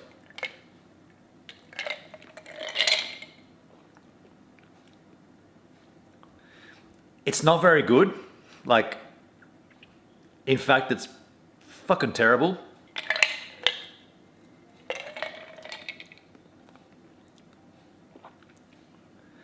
It's indescribable. It's like malty. There's no banana, like when you drink a Jack and you get this banana essence. There's none of that. There's no vanilla. There's no cinnamon. It's just.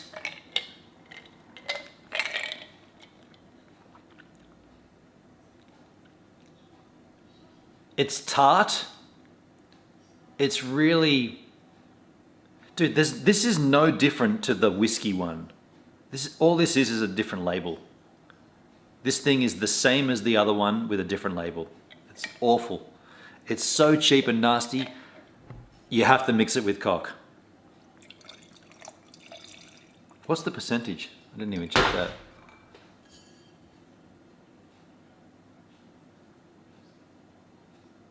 Oh, fuck my eyes, dude. 37%. So it's regular strength, but pretty bad. Pretty bad. Like you're gonna have to add pop to this to make it even remotely presentable.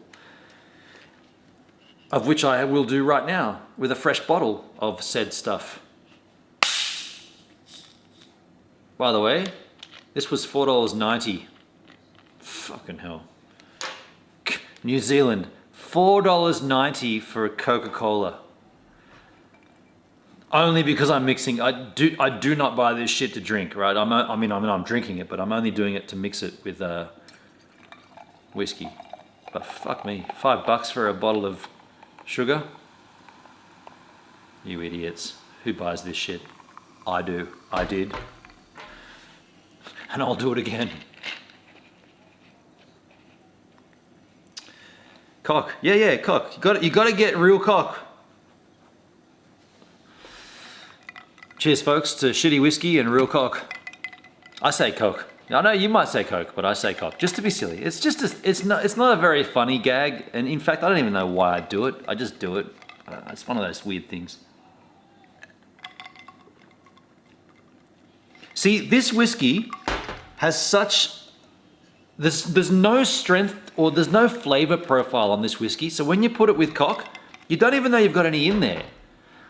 Therein lies the danger. I'm going to add more to it to get flavor out of it because I genuinely can't taste it in there. So you got to put that was a good 2 fingers worth. Old Blue Eyes would be happy. Frank Sinatra, 2 fingers of Jack. No. Yeah, two fingers of Jack. And 2 cubes of ice, right? Davo, what have I come into? How you doing, Davo? Good to see you, man. We're talking about cock, man. What's wrong with Coca-Cola? You've all had some Coca-Cola in your life. Everyone loves a bit of Coca-Cola.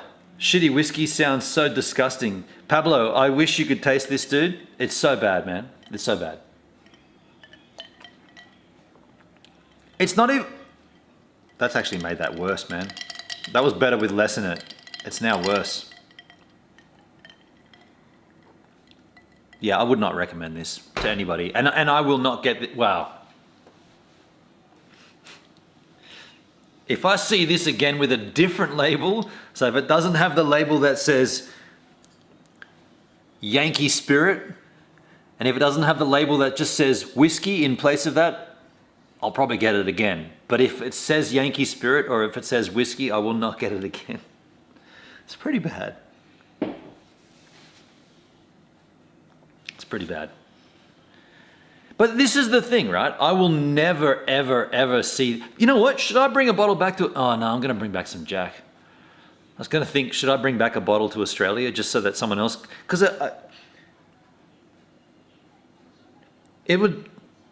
it's not worth sending a bottle back. But if I can slide one... No, I'm going to get some duty-free instead. I kind of wanted, like, Hendrik, I wanted you to taste this and like, at least be able to verify that it's shithouse. Because you can hear me say it's shithouse as much as I am, but unless you taste it and we get a second opinion, it's pretty bad. Like, and they even said this at Henry's liquor store. Hey, by the way, side note, Hendrik, we just had a new staff member join, a new driver. Hendrik is his name. How about that? A Hendrik at work as well. Anyway, that's a side story. But the liquor store Henry's, they said, and I told you, well, you were there. It was on a live stream, right? Remember the chick said, I said, is this crap? And she's like, yes.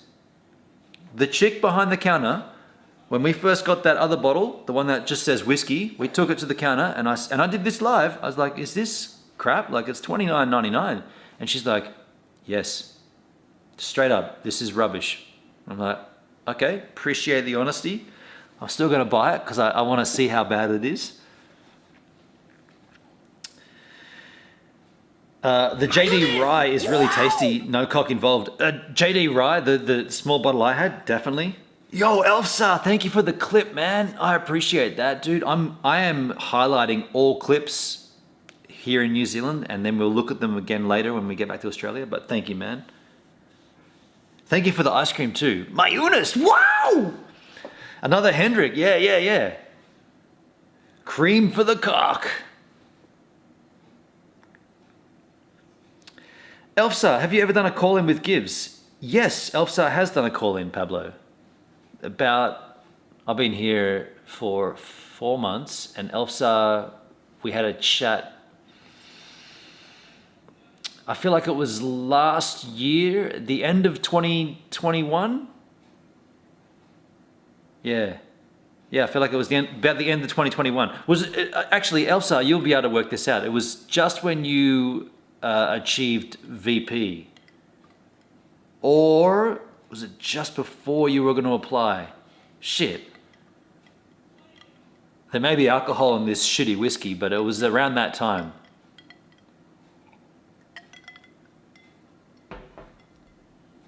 Just once, yeah. Oh, damn, I missed it. Facepalm. So there'll be a replay of it. Man, I've really got to do something with this hideous hair.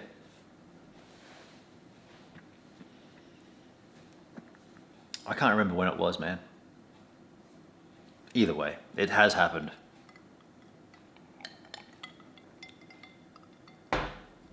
Pablo, oh wait, I remember now. Derp. I love that saying, derp.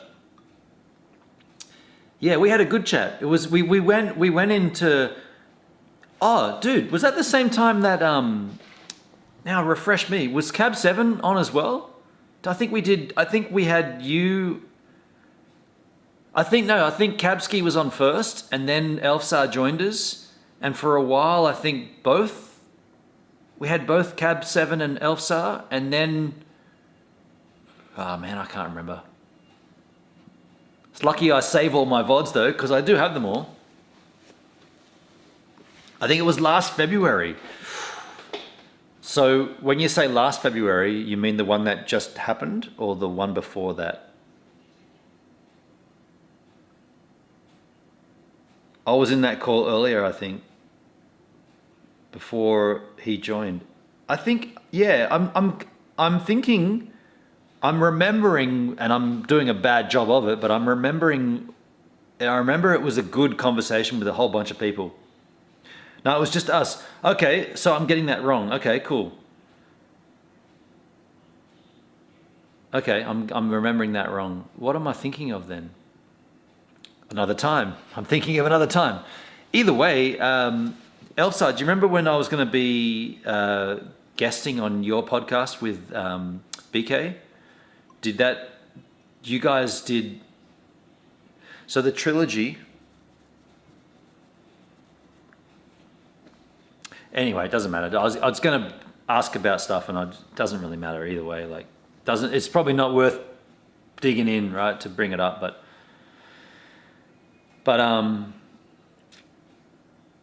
yeah, I'm looking forward to having conversations again. Like, I don't really have the tech here. I know we did it once where we wangled the tech, and just for those interested, the way we did that was to, with my laptop, with this guy here, how did we do it? So I've got a microphone on top of my camera, obviously, and that microphone is a cable.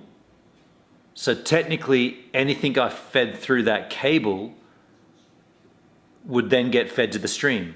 So any audio, like I could plug, instead of that microphone, the cable could be from the television or a stereo or something. So I figured, well, hang on a second, why can't I just plug from out of my laptop, plug in like a Zoom call, so to speak, wasn't using Zoom, but a Discord call or whatever, and the audio coming out goes into the camera, and therefore that's the audio the stream hears. And so we managed to work out how to do a chat stream using a complete wangle method, and it worked. Using loopback audio. If you're a Macintosh user, if you're an Apple user and you've got a Mac and you don't use loopback audio, I know, Hendrik, I know it's expensive, but so good. Like the routing, I mean, yeah. Sounds silly because all you're doing is sending audio different paths and different directions, and that should be free, but yeah, BK and I went separate ways. I wish him the well. Interesting. Well, that's a shame, dude. Gibbs insisted I call in New Zealand. I was kidding, but it worked out. Yeah, because So that time, when that happened, Pablo was like, because it was a daylight today, like, and normally I'd be outside, right? I'd do this outside for sure, but when it's shitty weather, which ironically now it's not, but when it is shitty weather, we do this inside and we just chill. And Pablo said, oh, maybe we should call in. And I was thinking, no, we can't. I don't have my normal setup. And then I was thinking, but wait a second, there must be a way to feed an audio, just feed an audio feed in. That can't be that difficult. And we got it to work. I don't want to do it again though, because I can't really remember exactly how we did it, and it's a bit of a wangle. I use Loopback now. It's godsend, dude. Oh, so you have a paid Loopback subscription, Hendrik? Absolutely, man. Like, yeah, dude. That's definitely one application on a Mac that I would say if you're going to do live streams, you have to have. And the other one is OBS. And the other one is Mimo Live. Shit! I'm just kidding. Mimo. You don't hear Danny talk about Mimo Live anymore. Did he change or something? Are they not using Mimo Live to do YouTube Uncut no more? Hard tech? Mimo Live, man, so expensive. So you can pay, and I know because I paid for Wirecast, right? I paid $790 for a Wirecast subscription, and that thing was stupid. Wirecast was like, so first of all, OBS is awesome, right? OBS as a live software is so good. It's a little bit hard to sort of work out the moment you open it and go, oh, live streaming on this? Okay, how do you work that out? Once you sort of suss it out, it's so good and so powerful. Even back then, when I started my streaming career and OBS wasn't quite ready for the Mac, there were flaws. OBS was designed for a Windows platform and it was working seamlessly, and there were so many hiccups for a Macintosh user that was like, fuck, all these workarounds and all this shit. And at that point, I paid for Wirecast, which was $780 or something for a year. It was some ungodly amount of money, right? Like, actually, sorry, it was an outright payment. It wasn't for a year, it was an outright payment. But it was a ridiculous amount. And I quickly realized that Wirecast was basically a fork, if you like, of OBS, with some shining, like polish and shine, spit and shine on the top to make it look like their own. And worse than that, the features that they included didn't actually work, and they knew it. And even in their forums, they even said things, because you had access to the forum for the time of your, dude, it was a year. It was a year subscription, because after that time it expired, and you couldn't access the forums after that. But there were times there when even the simplest things like bringing a call in, something that Zoom does with the click of a button, and that, what was the package we used to use on CreatorCast was called,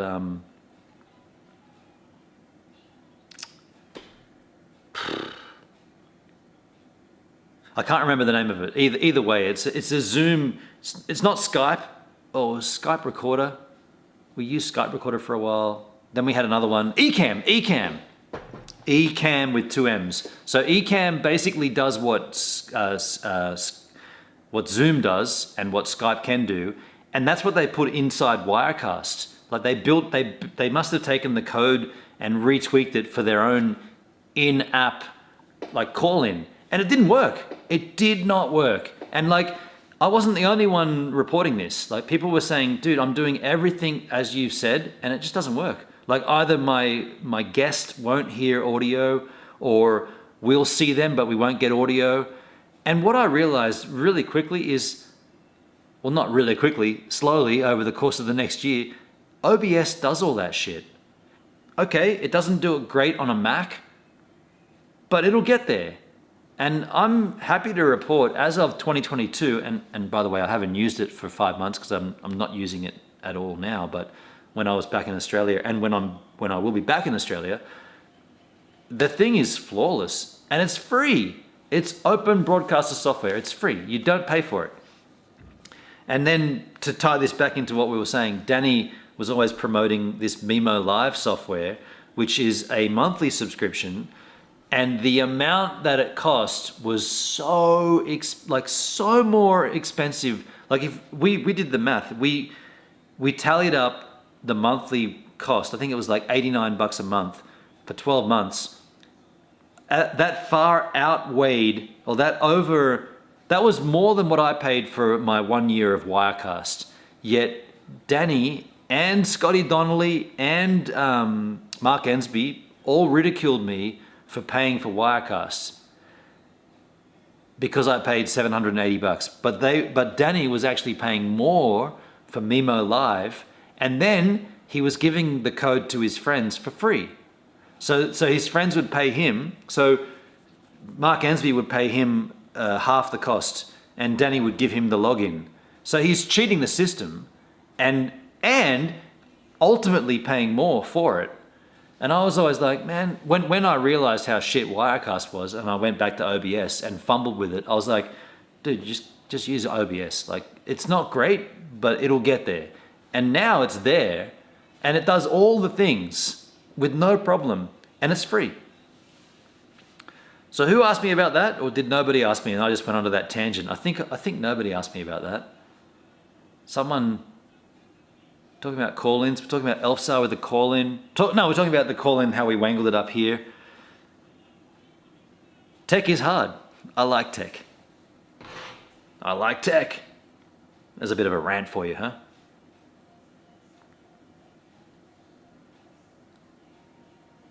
Oh, we're talking about loopback, of course, yeah, and loopback, dude, so sick. You think he uses StreamYards? Really? Danny uses StreamYards? You have a second screen, it's right behind you. Oh, this guy. Yeah, but it's not, I don't have OBS, I don't have a camera. I haven't got a way to bring my camera into OBS. I don't have a cam link, or I don't have my Magwell USB. I didn't bring any of that shit. I'm streaming raw from the Teradek Wave, which I gotta send back soon too.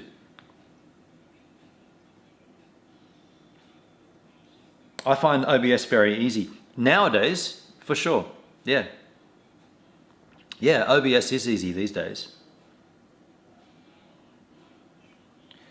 Pineapple pizza is trending higher now. I've seen that in the Discord again. Elfsar, why'd you bring that up, dude? But yes, it's so. As soon as you see pineapple pizza, it's like, okay, so there's nothing else to be discussed. There's nothing of value to be discussed now. So now we're gonna go back to pineapple pizza. And when that happens, that's when I'm just like, all right, I'm out. I don't need to be discussing the warrants of whether pineapple deserves to be on a pizza or not. A, I couldn't give a fuck, and B, it makes no difference to streaming. Yet it always comes up as like, here we are again, back to familiar terrain. I'm so happy I switched from Streamlabs to OBS. Oh, so you were using Slobs for a while, yeah. So that was strange, wasn't it? That company took the.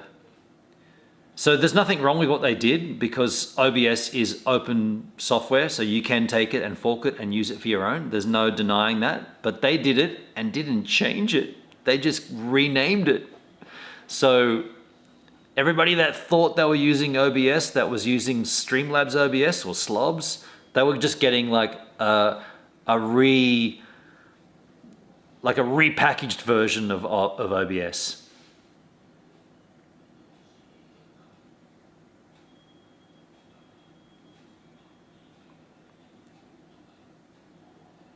I try to avoid salesmen and their hype. Well, I'm not hyping OBS. I'm not too sure if you were referring to me at that point, but yeah, I'm not. I don't know. Like, just thinking back to when Danny chose. Like, I don't even know why Danny chose to use Mimo Live. Mimo Live is like just it's like a streaming software that didn't do anything that OBS can't do. And by the way, there was a lot of tech issues that they had with that as well. Like, they could never suss that shit out. So I'm like, you're paying more for something you're paying more for your software and you're still getting the same shit I'm getting at that point with Wirecast. So what's the argument here? Like, I should have paid more to get the same rubbish.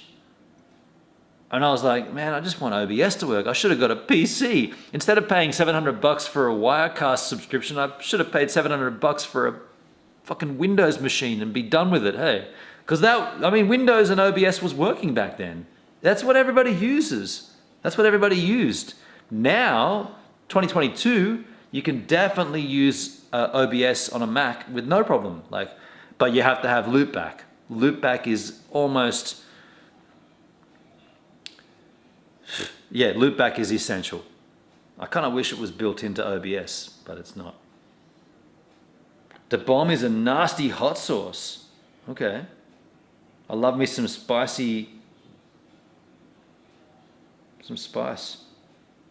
Son of James, OBS is the only thing I've even tried to use. It's all you need, man. That's all you need. I've tried the bomb. The pineapple pizza is used to stifle discussion. Yeah, this is true.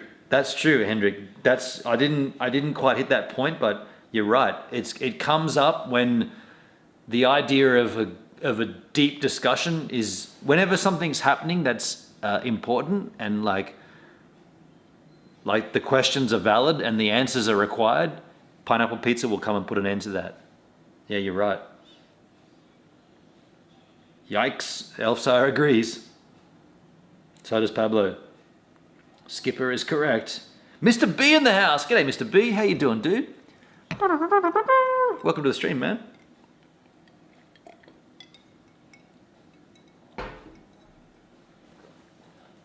Oh shit, Mr. B is here. Hendrik, you can't sell open source software. You can add to it and make it your own and then sell it. Well, that's what they did. They reskinned it. They skinned it their own.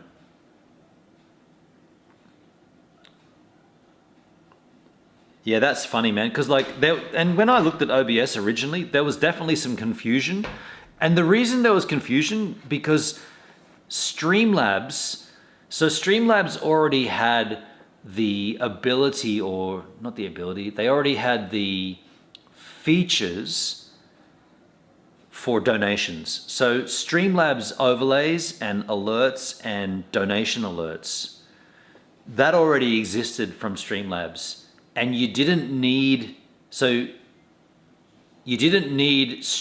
OBS to use Streamlabs alerts. You could easily implement them into your OBS overlays, which is what I did for YouTube, for my YouTube streams, with someone donated and the hand comes up and that stuff. That's all Streamlabs alerts. But the way that they sort of tricked everybody, if you like, is that you get to the Streamlabs page and then it almost looks like, well, it did back in the day. I don't know how it is these days. After, like, I think they had a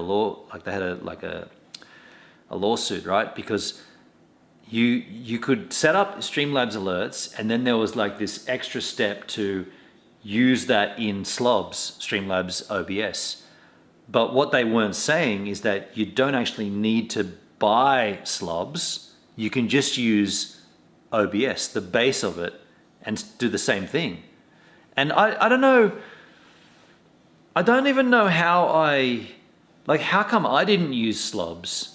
I'm not even sure how I avoided that back in the day when I started using it, but I went directly to OBS and downloaded the software. And yeah, I can't remember, but I think that I got confused by it all. And I was like, well, I've already got OBS running. Like, what have I got to download? I might have even downloaded Slobs, and then I would have thought, I'm just trying to, I don't remember it, and we've had the whiskey now and the beers. I think because it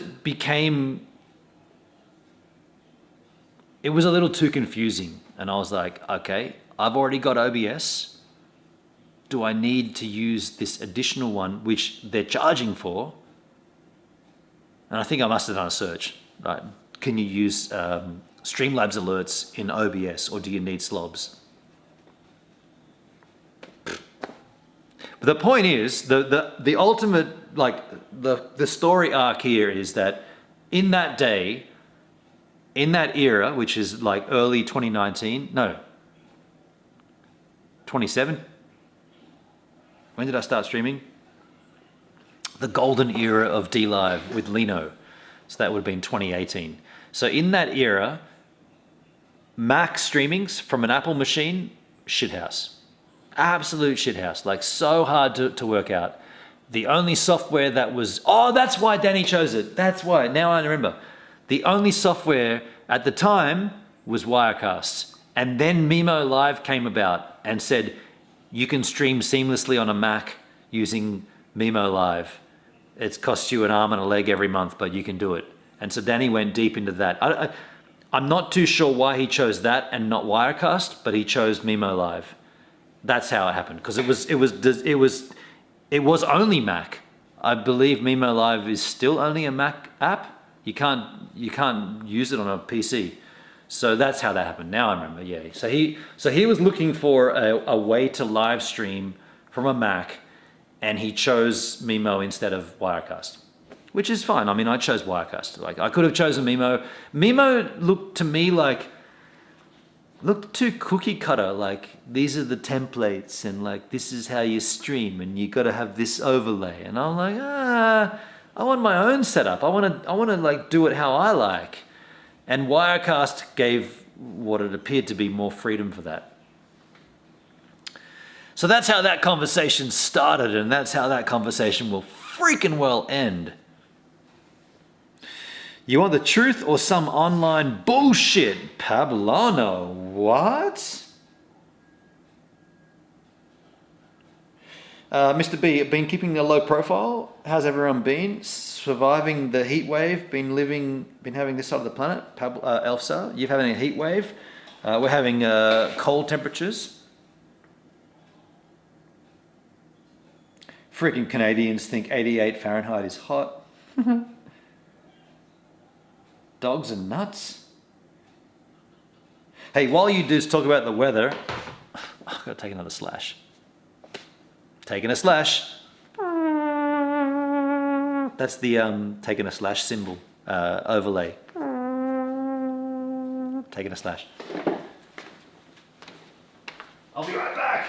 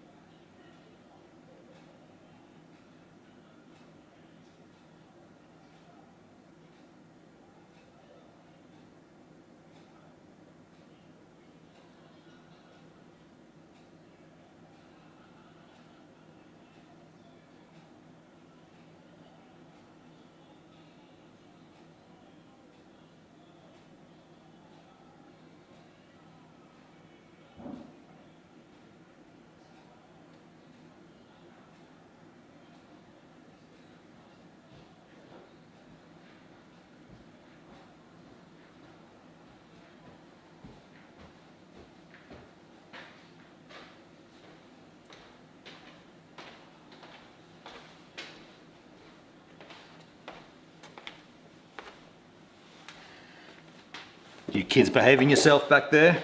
I hope so. I hope you are. I'll leave you alone for 5 minutes.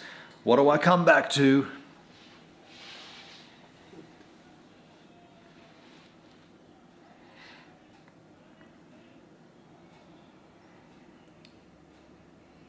Talking about the cruise, Hendrik. Talking about these Hendrik's,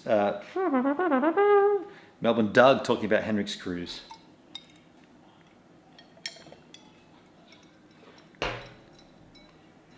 Hey, let me ask you guys. Tell me, in the chat, list 5 hard songs. And when I say hard, I mean like hard to learn to play. So if you were a I think that's. Yo, Jay, how are you, man? Good. Yeah, list in the chat 5 songs that would be hard to learn how to play, either on a guitar or a bass. Because while I've been here and I've been thinking like what these kind of projects I could come up with in the future, I was thinking about like recording, like trying to learn. So I use a website called Songster. I don't know if you've ever used Songster. It's like breaks down songs into like sheet music with individual instruments, and you can like see how the drums are laid out and see how the bass is played, and you can learn it. And I was thinking I would like to do an EP of like 5 or 10, probably 5, more than likely 5 hard songs that it's going to take me, like 5 months, 6 months to learn and cover them. Because like when I did like the Pink Floyd and the Four Non Blondes, those were sort of easy to learn. I never really hit any roadblocks because it was all laid out in this, like on this website Songster, where you could sort of It's quite simple actually. Once you see it and you can play along with it, you can record quite easily. So I'm thinking I want to up the ante and do like some really stupidly hard songs. And the one that stood out for me, or the one that sort of tripped it up, because of this, I don't know if you guys have seen that there's the 25th anniversary of the formation of South Park.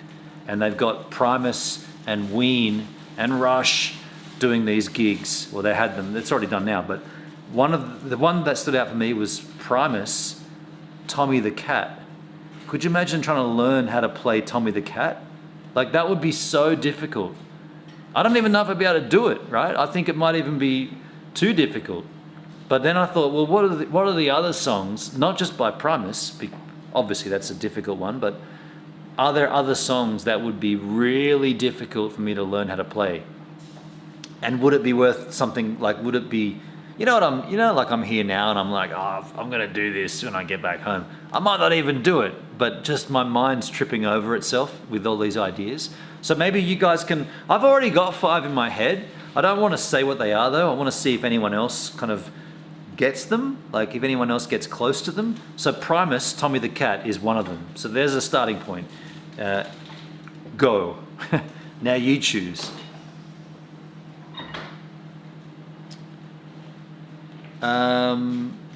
Define hard. Okay, I think I did. Joe Satriani, surfing with the alien. Okay, I know the song title and I know the album artwork from seeing it for all these years. It's like a little alien surfing on a metal wave or something. I don't know the song that well. There's another one from Joe Satriani, The Mystical Potato Head. Groove Thing. John Petrucci, Damage Control. Stevie Vai, Juice. Eddie Van Halen, Eruption. Anything by the greats like Eddie Van Halen, okay. Animals as Leaders by Capo. Eruption, okay. Those are the hardest songs to do. Okay, interesting. Stairway to Heaven, Money for Nothing, and Lila. Oh, Doug. Okay, I will say, if you do get close to the ones I was thinking of, I will say, so Money for Nothing was my B-roll. That was my, like, I chose 5 and Money for Nothing was on the outer, like that was number 6. Stairway to Heaven is easy. Yeah, and I've seen people do that and I don't think that'd be that tricky.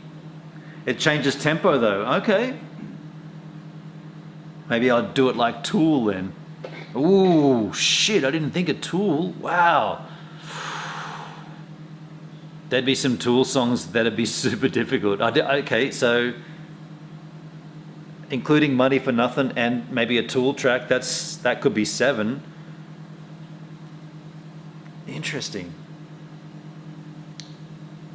Eagles, Hotel California? Nah, that's simple, dude. Every fucker has done that. That's simple, dude. That's simple. No, we're talking hard songs, like lots of changes and like. I'm not a very good guitarist, so that also features, right? Like, and I'd be learning from the website. That's how I did the entire Wham album. That's how I covered the whole Wham album, by going to Songster. Actually, there was a couple there that weren't on Songster. I found tabs for those ones. There's always a way, though. There's always a way to learn something from the internet. Metallica. Ooh, interesting. Yeah, I didn't think of Metallica as tricky. Okay. But yeah, okay. Interesting, Metallica. All right. Give me a song though. Give me a particularly difficult Metallica song. When I hear their music, and I'm not trying to be a wanker, but when I hear it, I don't hear it being that difficult to do.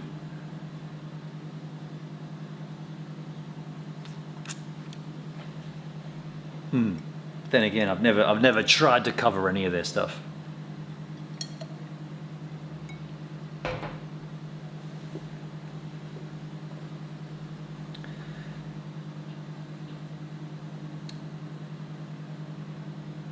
One of These Days by Pink Floyd.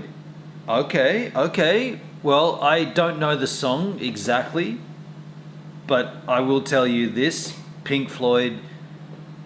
There is definitely some songs in there that would be very tricky. Although, when I did cover,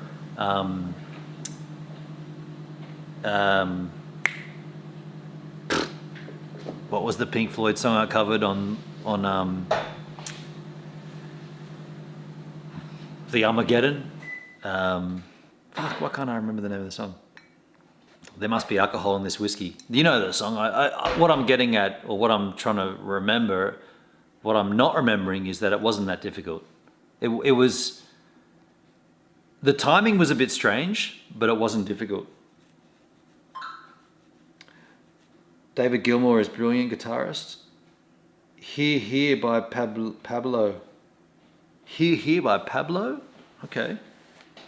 Don't Leave Me Now. That was the Pink Floyd track I covered. Don't Leave Me Now. And that wasn't, as weird as that song is, and as strange as all the timing is on that, it's not a very difficult song to play. Like I never encountered, and this is me looking at the sheet music, and like, this is on Songster, right? Like going and changing from drums to bass, and then from bass to guitar, and then laying it out in my DAW, my digital audio software, laying it out. I never got to a point in that song where I was like, this is too hard. Not once. In Wham, when I was covering the Wham album, there were two songs that were really difficult. Like Wake Me Up Before You Go Go. Wow, that was so difficult. And the other one was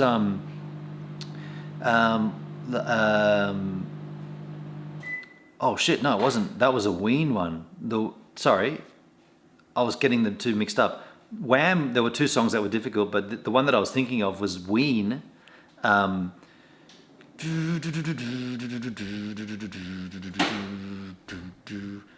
What's the song called?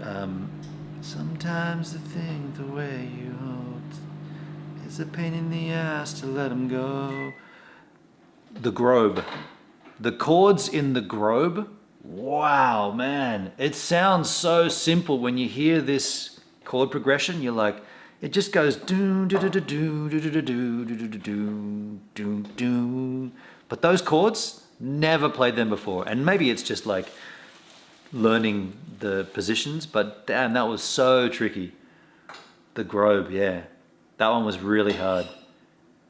And the thing I found strange about that, and this could just be more about how fucked up Ween are, but that song has, so it's got lead guitar and rhythm guitar and bass and drums, but at one point, the rhythm guitar also plays lead. So you got two lead guitars going, and the rhythm goes from this awesome, like the core sound of the song, but then it drops into a little lead as well. And I was like, so when I'm looking at it in the structure of the layout, I'm like, wait a second. If that guitar's doing that, where's the rhythm coming from now? Like, how come the song doesn't just stop in terms of rhythm? Because they're both doing lead. And it's not until you see like the way the bass and the drums also kick it together that you're like, ah. And I wonder if, I don't know, but I reckon they might have done that intentionally. They might have grabbed the idea of both guitars doing lead just to like mess it up, like make it Ween, right? Make it weird.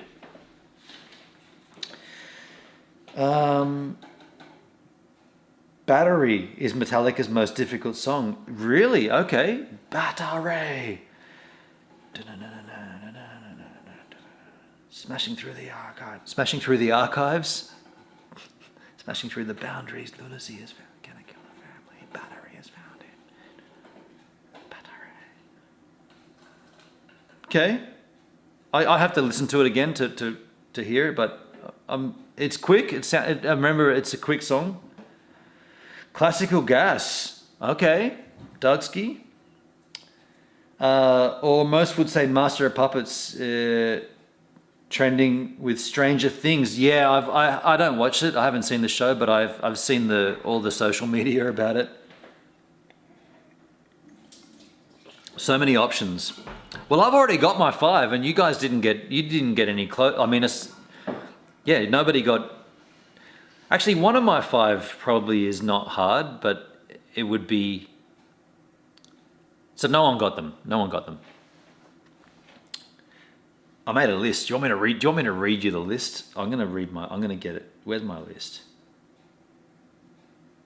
I made a list today, actually. Oops, hold on a second. Wrong button. First of all, do you want to know the list? Well, maybe I should wait to see if you want to know about it. You might not want to know about it. I could list hundreds. I mean, yeah, my 5 came pretty quick to me. I was like, oh, if I'm going to learn these songs, I want to learn these songs.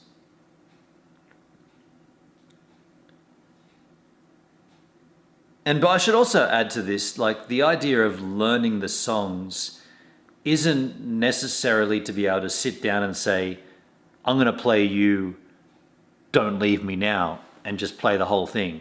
That's not what I'm doing. I'm doing it to record it. So I'm learning it from the sheet music, and then I'm playing it and recording it. I'm not learning it to put it in my head to play it over and over and over again by a campfire. Now, if that ever was requested of me, I want you to play for whatever reason, I want you to be able to play this song, I would do that, but I'm approaching it differently. I'm more looking at it like, okay, so I can play an E on bass, and I can shift to the D, and I can go to the G. Can I do what this band says you should do? They go that way. Okay, I'll do that. And then I'll hit record, and I'll record that shit. So that's why I'm doing this. Can we list more? Yeah, you guys can go to town. List as many as you can. But I've got 5, and I've already told you 1. So I got 4 others, and no one's got them yet. I probably should say they're more. Aside from Metallica, the songs you guys have suggested are more sort of a little bit more older. Like the songs that I actually no, that's not true at all. That's not true. No, sorry, forget that. My songs are a mix of like modern, they're not even modern. So yeah, forget that. The songs I have are a good mix, is what you should remember. How about Cliffs of Dover by Eric Johnson? Is that Eric Johnson and the Animals? Or Drifting by Andy McKee? Air Tap by Eric Mongrain. Okay, I don't know all 3 of those, dude. I know the White Cliffs of Dover. I've been there, but I don't know the song.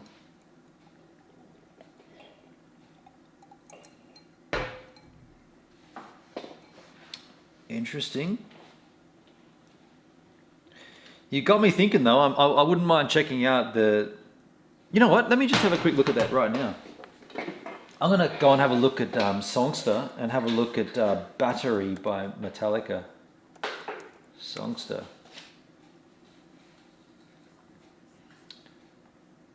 If you've never used this website and you're a musician or you're playing an instrument, you should definitely go on Songster and have a look. It's Battery. Album version by Metallica. So it's 4x4. Tempo is 75. That's interesting. I would have thought that song was much faster. So we have guitar, distorted guitar here.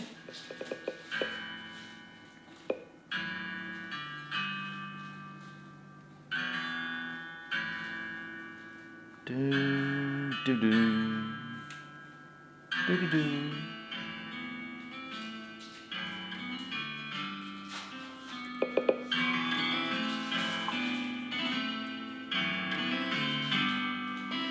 So interestingly, while that's playing, on the tabs here, there's nothing indicated. So that's not the distorted guitar, that's the acoustic.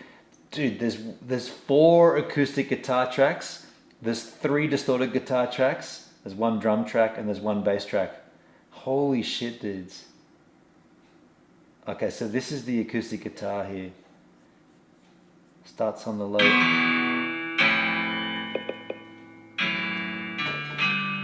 Okay, this is easy.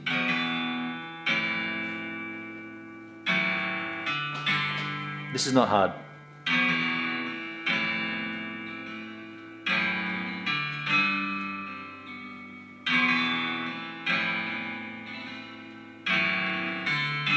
What's difficult there, or well, not difficult, but what's interesting there is that we're hearing two guitars, but when you hear the mix in the song, you're hearing it mixed together, whereas we're hearing it isolated now. So you don't, I never knew that I thought that was all one guitar track, but that's actually two guitars playing.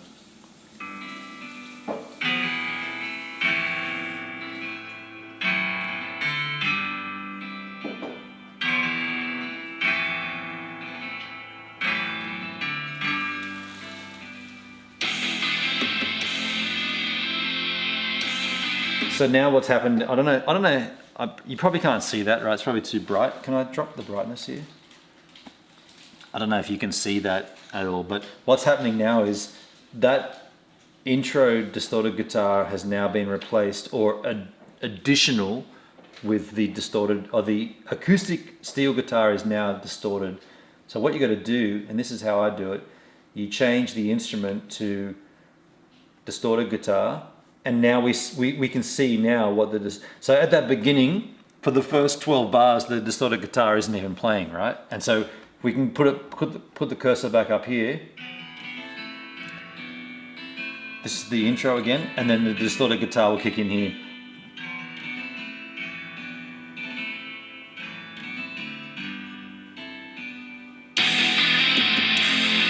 And that's how you learn.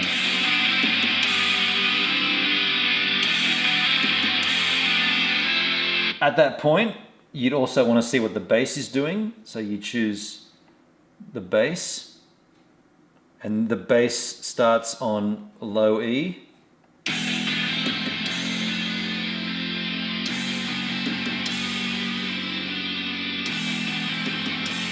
Pretty easy. But there's a tempo change, surely.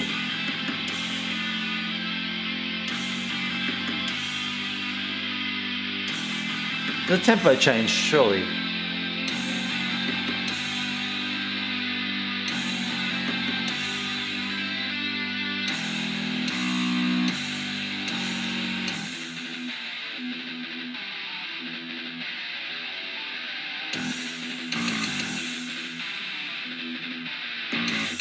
So that isn't a tempo change?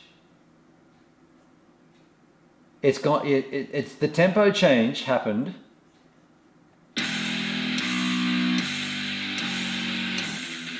right there. So just out of curiosity, the tempo starts at 75 beats a minute and it ramps up to 190. On bar 19, it goes from 75 beats a minute to 190 beats a minute. Listen to that, that's glorious. This is bar 18.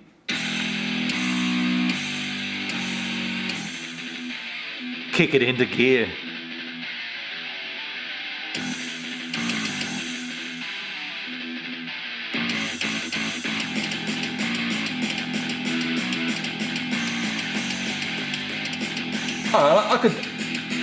I could do that.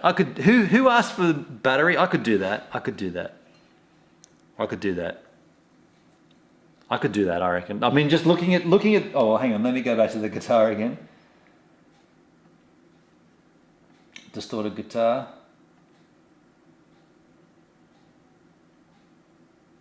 So that distorted guitar, dude, there's 3 distorted guitar tracks too. Jesus.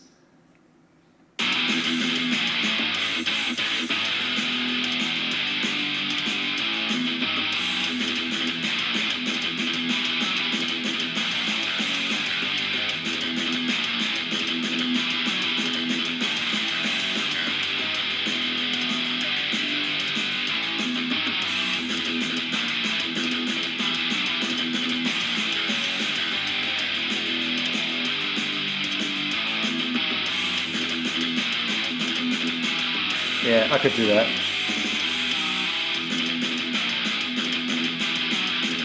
There's a couple of things in here I don't know about. What it says PM ... I'm not sure what PM means. But I reckon I could do that. I reckon I could hit that. I'm gonna add that to my additional song list. That wasn't part of my list, dude, but Battery, maybe that's a B-side. Can I add that to my list? It ramps up after the outro. So you got a whole bunch here.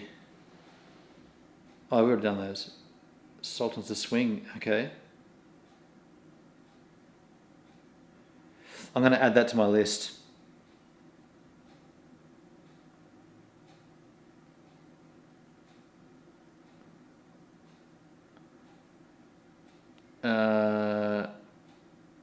Battery. I might do that as an unlisted sixth track. Do you want to hear what I've got? Do you want to hear my list? Let me know if you want to hear it. We should wrap this up soon anyway. I've got to make dinner and get out of here. But yeah, interesting. Battery. That would be fun, actually. You want to hear an Elf music stream? Let's hear it. Okay, Hendrik, my list included Tommy the Cat, Primus. And these aren't in any order, by the way, but these are just the ones that I came up with. Jane's Addiction, 3 Days.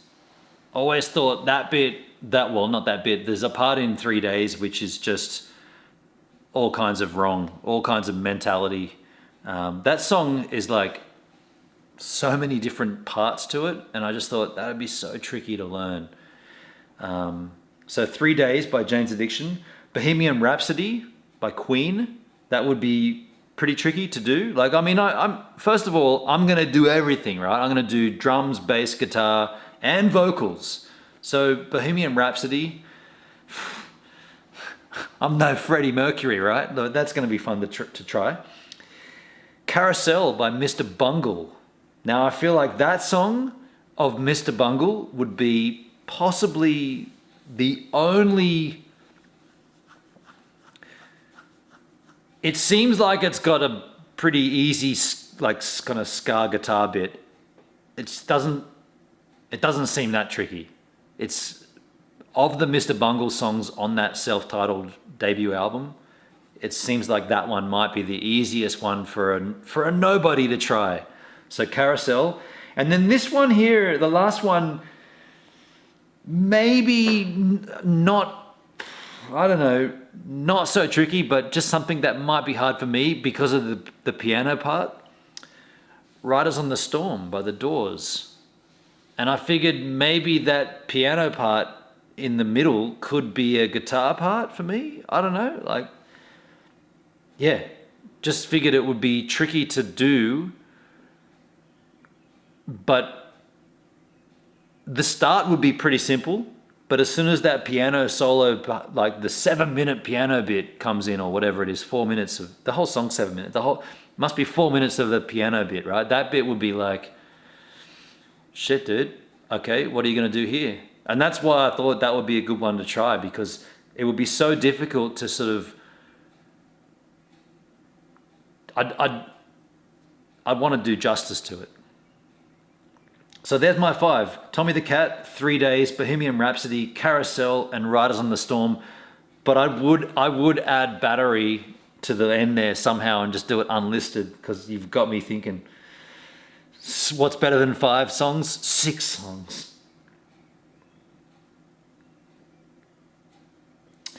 Five of Gives tracks and 5 requested tracks. Ooh, Doug, 10 in totes. Interesting. I don't know about that. By the way, this project would take me most of a year to do. It's not like I'm going to get back to Australia and then in a month's time, here's that EP I said I'd do. No, this is going to be a long time coming, right? Something that I could do, whenever I get time, I could sit down and go, oh, I'll pick that up from there. Because of Songster, right? Songster is so good for that.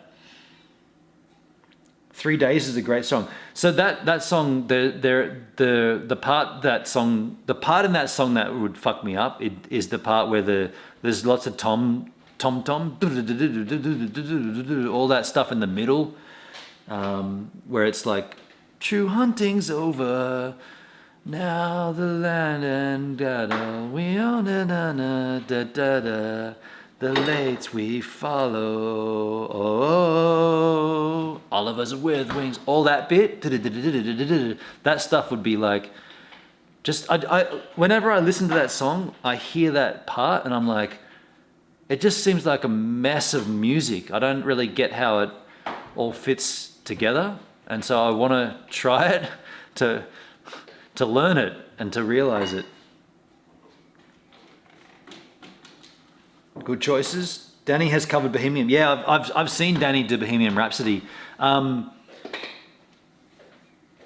be honest, I never really thought he did it great. He did it pub style. Yeah.